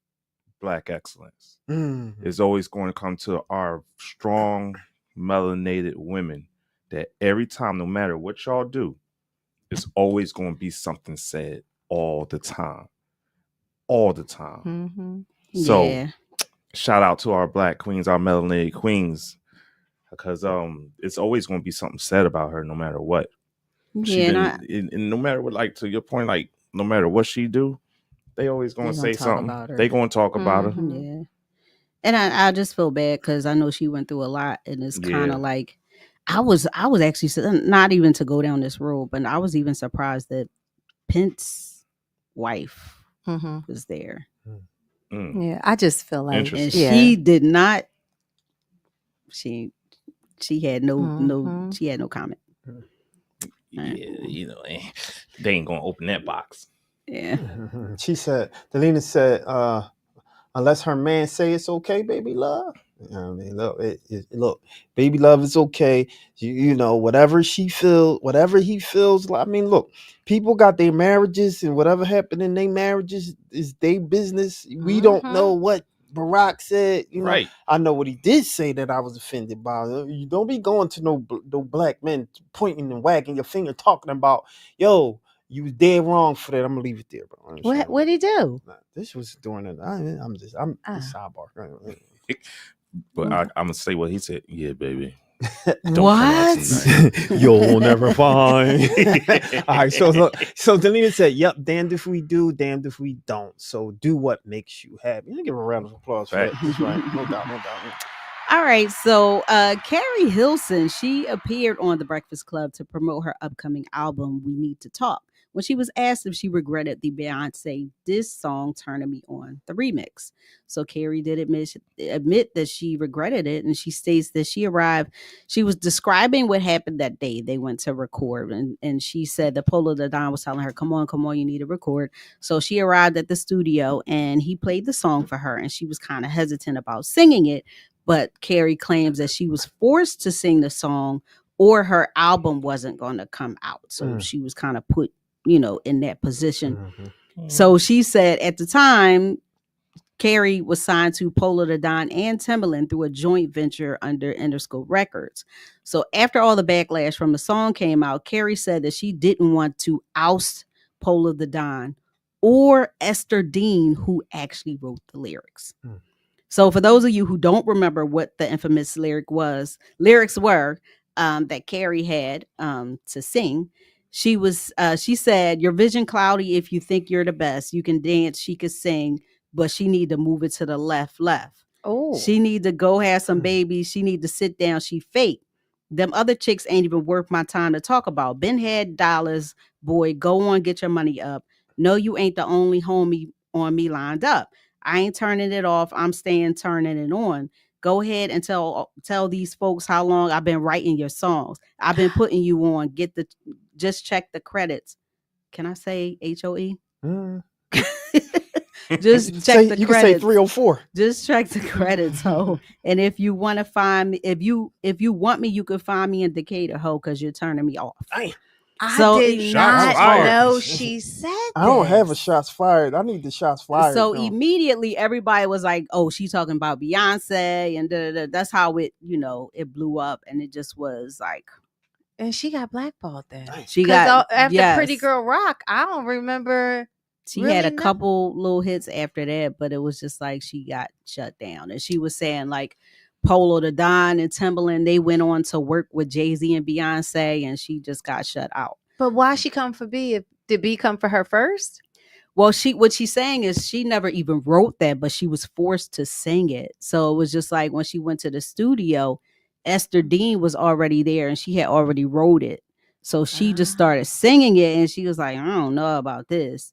And they kind of forced her into like, oh, you gotta sing it, or your whole album is not coming. So they was forcing her to do the diss track. Yep. And she went with it. That's crazy. And that's what she says she regrets about doing that song. Oh, because what do y'all think about that? What do y'all think about that? Yeah. How true do y'all think that is? I don't know. I'd have been like, I'm gonna reschedule for tomorrow. Hey B, let me let you know something. Let you know, right?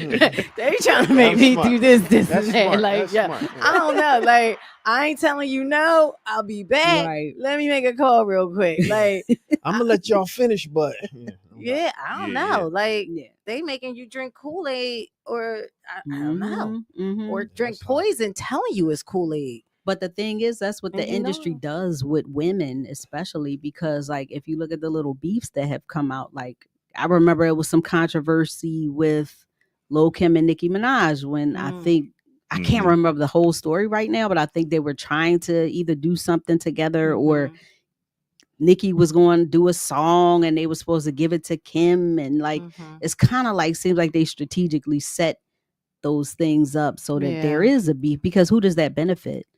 The label. And unfortunately, women, the cattiness, it's like, and as a woman, I'm going to just say we fall quicker towards it, which is crazy because once they set the trap, you can easily be like, oh, this a trap. I mean, Cardi and Nicki, like at first Nicki and I think Lil Kim, it was the not giving homage. But I feel like, I think Nicki did give it, but they were trying to make it that she wasn't. And then that's when it just like. They just wanted a little bit too much homage. I think, I mean, I've been in the music industry for a minute. Like I did bodyguard work and everything. I worked for Rockefeller and all that. But for me, I feel like you can give homage, but like you ain't gotta give homage every damn album, every song. You know what I'm saying? It's a certain point. Okay, I gave homage to you. Cool. Take that. I recognized you. Take that. But after a while, I gotta go on with my career. I can't base my career off of giving homage to you. Right. So that's what I'm like. Sometimes it's just like you said, the cattiness. Like I thought that whole situation was just dumb, yo, because it's like, all right, Kim, you did it, you did your thing, you had your time is done. Like I always say, the other thing is that you, like, let's say you come out with this color pink, right? You've been wearing that pink for years, but there's been someone who ain't in the limelight who's been wearing the same pink as you. So now when that person come out with that pink, now they look like they copying you, but they've been like that way the whole time since they was a kid. You know what I'm saying? So that's what I'm saying. Homage, it only goes but so much. After a while, like, yo, let me live my life. Let me do my career. I agree with that. That has some merit. I will say, however, that's Queen B. And so I knew he was going to come in. That's Queen B. You know what I mean? You gotta get Queen B her, but that's the queen. No doubt. Yeah, but I think, when it comes to, I guess, women, it's like it's so much room at the table, but they just try to make it seem like, women can't work together. You can't. Right. No, There's only has to be one, and it's a shame. A fist will make a better impression than a slap. Yeah. And I like to see the women that are like, no, we gonna work together, like the Glorrillas and the Sexy Reds and all that are like coming together. No, we gonna work together. And like make more money. Yeah, exactly. I like that. I'm gonna pull up some of these comments because Sabrina said I wrote Carrie off after that.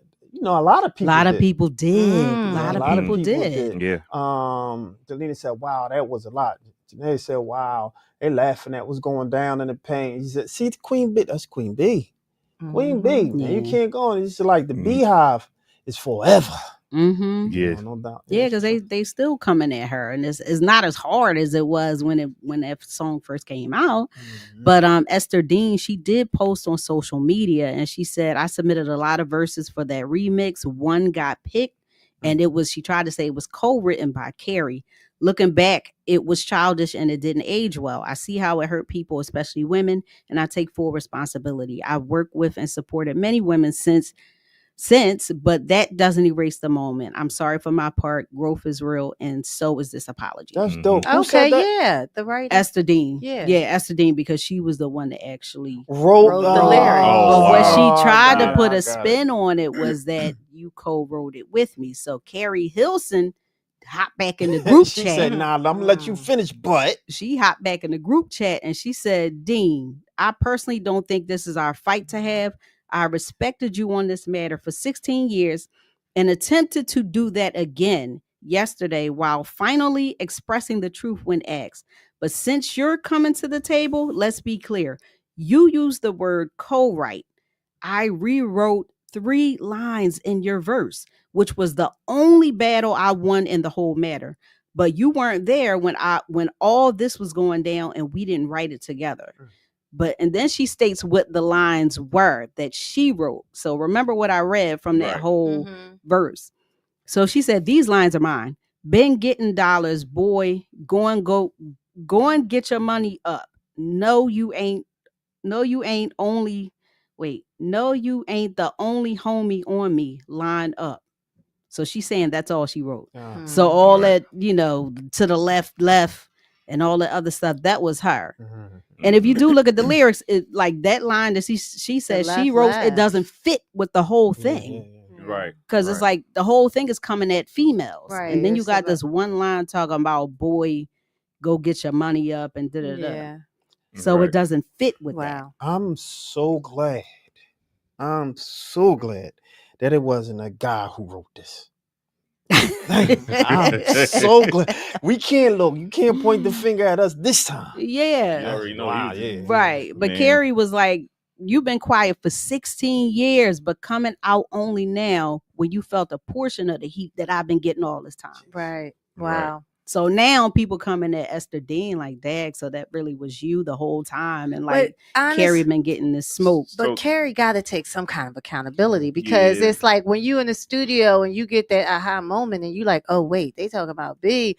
Like you can say, no, I'm not signing off on this. Like y'all not releasing them this. Artists followers is they vicious. Right. So especially the Beehive. But even if that's not what the case was, if she felt like Beyonce either was her friend, her girl, like, or she just feel like, yo, this is catty. I'm not starting this. Mm-hmm. You know what I'm saying? It's like, it's almost like getting in the car with one of your homegirls and she like, yo, don't ask questions. We just showing up. And you just riding with them. Like, that's what it was. But once you realize, oh, wait, this is my sister's best friend. Hold up. Wait, we got, you know what I mean? Yeah, it's like you said earlier that, hey, listen. She ain't de-escalated. So she got it. She owe an apology too. Yeah. In my opinion, like she's trying to make it sound like she has no parts of this. That's not true. This came out of your mouth. Like, well, she was kind of like in the whole, because the Breakfast Club interview was a whole hour, so she was saying like she regretted that. Like looking back now, she could have did things differently. But it's like the regret is like because too late. Well, it's just because I guess I'm looking at it. The regret is only because of what the backlash was. If it was a flip and she got up, then would you still regret it? It's like someone saying sorry just because they got caught. Yeah, or they wouldn't say sorry if they didn't get caught. Or if it was on the flip side, let's just say she was the Beyonce. I'm gonna let you finish real quick because I want you to hold that thought. But you said they should have said what? It's like they saying sorry only because they got caught. So I just want to, for the record, I want to say that's from my babe. She wrote that voice, Rihanna. I appreciate you for writing that song. You know, I'm always recognizing them lyrics. All right, no, go ahead. No, you did not. Go ahead. I just had to acknowledge my girl. I'm just saying, like, she should have took accountability. That's it. Like, if this would have been flipped and she would have gotten hits off of that line, where she has still been like, I regret it. I think that they say your first thought is your God thought. If you knew in the beginning when you read this, like, yo, this don't feel right. Nah, I shouldn't do this. Then you shouldn't have did it. That's it. Like, take that. Like, you know what? I did this. I shouldn't have did it. You know, if you want to say somebody else was in the lion's den with you, Esther Dean was in the lion's den with me. But outside of that, just take it. It's a double-edged sword because it's like you say a line because that line could be something that could get you money, but you say a line and that line also something that could get you cut.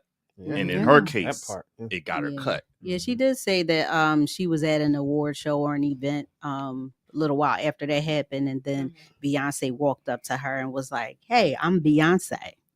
Oh, and she just took it as like, "Oh, okay." She said she shook her hand and whatever, like, you know, but she took it for what it was. Hold on, like, who Beyonce walked up to Carrie Hilson after this and was like, "Hey, I'm Beyonce," and went to shake her hand. No, that was a power move. That was a power move right there. You know what else I think? I think they have likeness too, meaning you only can have one. So unfortunately, she has the complexion, she has the shape. Like it's almost like, and the music is not far off, which is why Rihanna had to change up her style because she was looking too much like Beyonce. What's the other girl's name with an A? Ariana Grande? No, the black Anne-Marie. Anne-Marie was. They said they was talking about her too. She was supposed to be like the next Beyonce, but her likeliness was too close.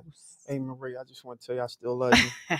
And First of all, you're one of my heartthrobs. Just, Right, No, but no, no. Anne First Marie- of all, that was my wife in my Yeah, head. y'all Anne Marie two get back ready in to the fight. day. But it's the same with Toni Braxton and only be Anita one. Baker. It's Like a once you shame. start having likeness of the same star, Keisha Cole and K Michelle, like it was like, hey, you got to make Only it could be so. one. And that's what I think happened too. I think that she was like, hey, she was like Anne Marie, like we got to get you out of here. But you know, the Mhm. voices will always carry you because you could have the same likeness, physical, or like same artist look, but that voice ain't never going to But that's what I'm change. saying. The industry don't like that. So Yeah. no matter if your voice, That's the Kiki industry. Wyatt got the best voice, and she's Child. underrated to me. But Yeah. it's like if She you can blow. But Listen, regardless of the voice, they want it's branding, it's image, it's imagery.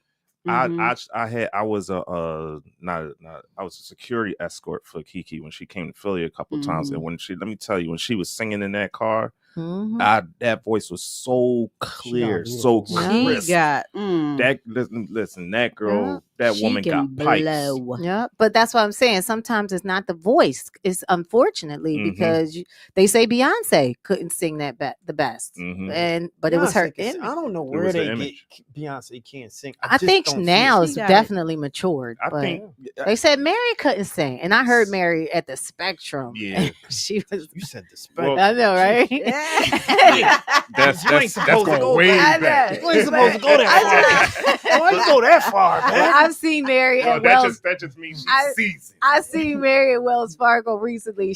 That sounds amazing, but I'm saying it's not the voice. Like it really isn't. Like you got people who once you get live, they be like, oh my gosh, you know. Yeah, because it's some artists that they got a little talent, but it has to be developed to get to the level where you see it years later. Like Beyonce can sing. Yeah, she can, but I'm saying in the beginning years. But I was just saying what Power said about the and voice. it's also the show. Yeah. It's the show. Yeah, the entertainment. Like it's a She's lot of times package. those tickets, when you're paying those prices for those tickets, you're not paying for just the performance. You're paying for an experience. Yeah, the lighting. Yeah, the lighting and everything. all Like that stuff, you know, I put together. I work for Local 8. We put that stuff together. Shit. What's his name? Bad Bunny. Oh, yeah, Man, he put on a good show. Listen, he puts on a yeah. show. What? I never saw one of his shows. Yo, before. bro, Yeah. listen, the stuff that they had for him came in on more than 15 semis. Jeez. Oh wow. LED lighting, staging, like he had a stage that moved. Mm-hmm. Lights that came He up seems and Yeah, I like down. know a he great got man. it. Yeah. Yeah, he Yo, got a big show. When I tell you some of these people that come in with this stuff, 125 semis, 15 semis, 20 semis, sound, stage, lighting, it's amazing. Well, that's when you don't mind paying like nearly $1,000 Yeah, for an experience I versus thought that was just like, crazy. $1,000 for a seat up front. Ain't me. I'm sorry. Look. And I love Anne Marie and Rihanna and a few But others. you ain't paying I that. ain't paying the stat. I I'm didn't pay a sorry. lot for this one, but it was up there, Sade. And this was her last tour in Philly, and I went, and it was amazing. How First much of was all, it? It was up there. Nah, I ain't doing that. I'm sorry. and you'll never Go ahead, forget sing it. it. You'll Go ahead, never sing it. forget it. Go ahead, sing it. You was there. You know you was singing at the concert. Oh yeah, Go ahead, sing Sade, it. Let's yeah. hear you. Let's hear you. That's just a word. Smooth operator. And I tried. Hold on one second. Don't find nothing. Don't Your find. story is baloney. You people must be idiots. What are you doing? Are you people out of your mind? Are you just dull-witted? Do you have any clue? Duh. Your conduct is outrageous. You think I'm stupid? Go ahead, So man. the Celebrity Sizzle Award goes to Philly's own Wallow. Yeah. So Yes. this has a little clip to it. So I don't know if the clip will play a part of it or whatever. If not, don't worry about it. Just let the image play. But Philly.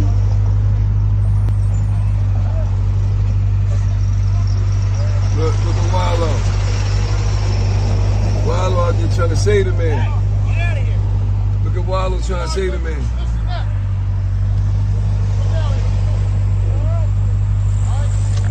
Nigga about to jump. Wallow trying to save him.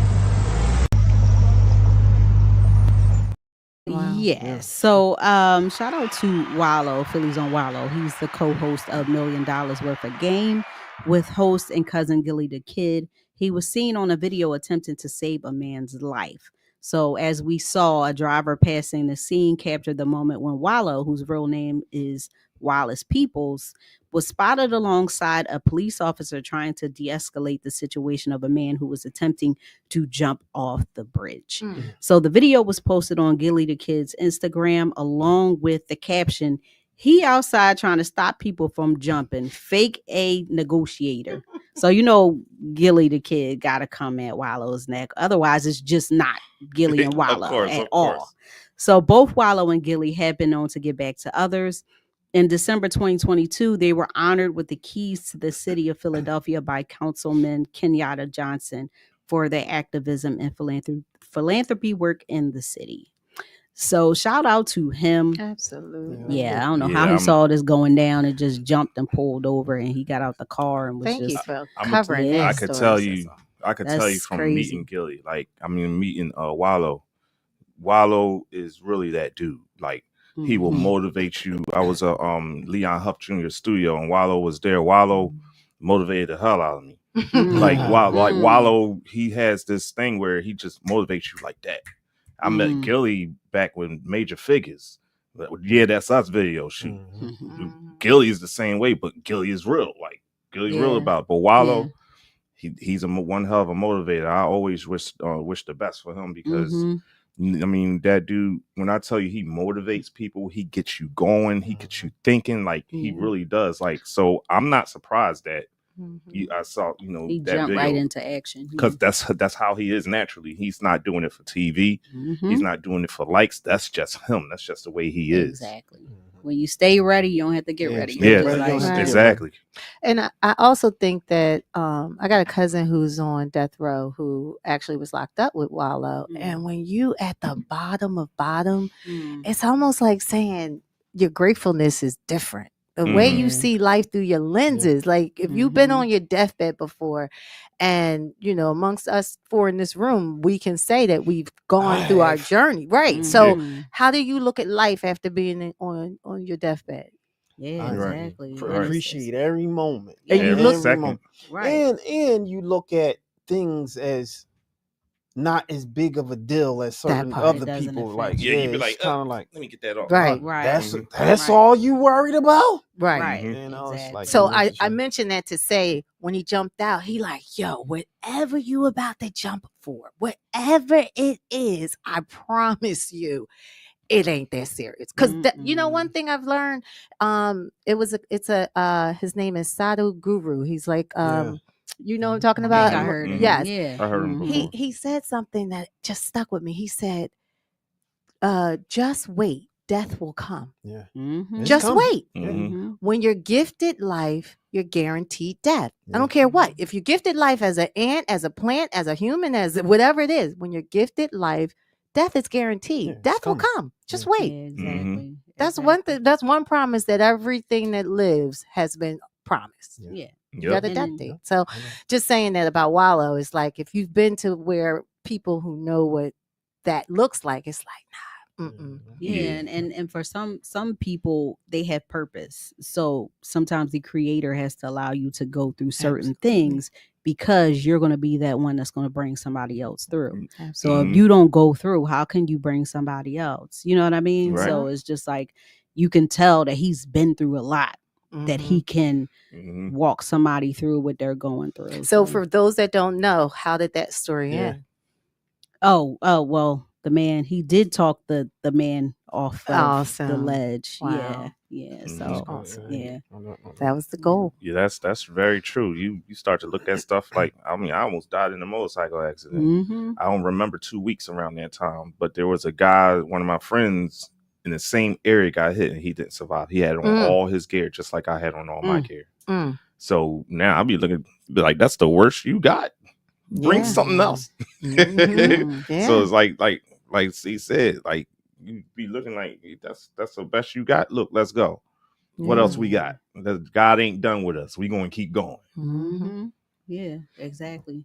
And that's just going back to that, what we were talking about earlier with the mental health. And it's a everyday, what I'm learning now, it's a everyday, it's a journey that you have to take care of your mental health. Like you said, you do the exercising. It has to be something that you do every day to protect your mental health. Yep. With the meditation, the mindfulness practicing, and and all that stuff, like just taking a few minutes to sit down and breathe and take your focus off of everything that's going on around you and just be present in the moment. And that's probably what that guy needed. He probably got everything closed in, because just as us as human beings, as people, you never know what somebody's got going on in their life. And sometimes for some people, they're mentally strong, but they're not really mentally strong. And sometimes it just clicks and closes in. That's why I always say, when you see somebody and one, speak to them, right? But when they say, I'm all right, ask again, you cool? Because sometimes we in this moment where we don't want to even burden someone else on the stuff that we're going through. So they might say, hey, how you doing? And we be like, we good. You're not good. Somebody might truly be able to help. So, maybe say, I'm going through a little thing. I'm going through a couple things, but I'll be all right. But at the very least, let a friend know, what's going on. But so who do that? Yeah.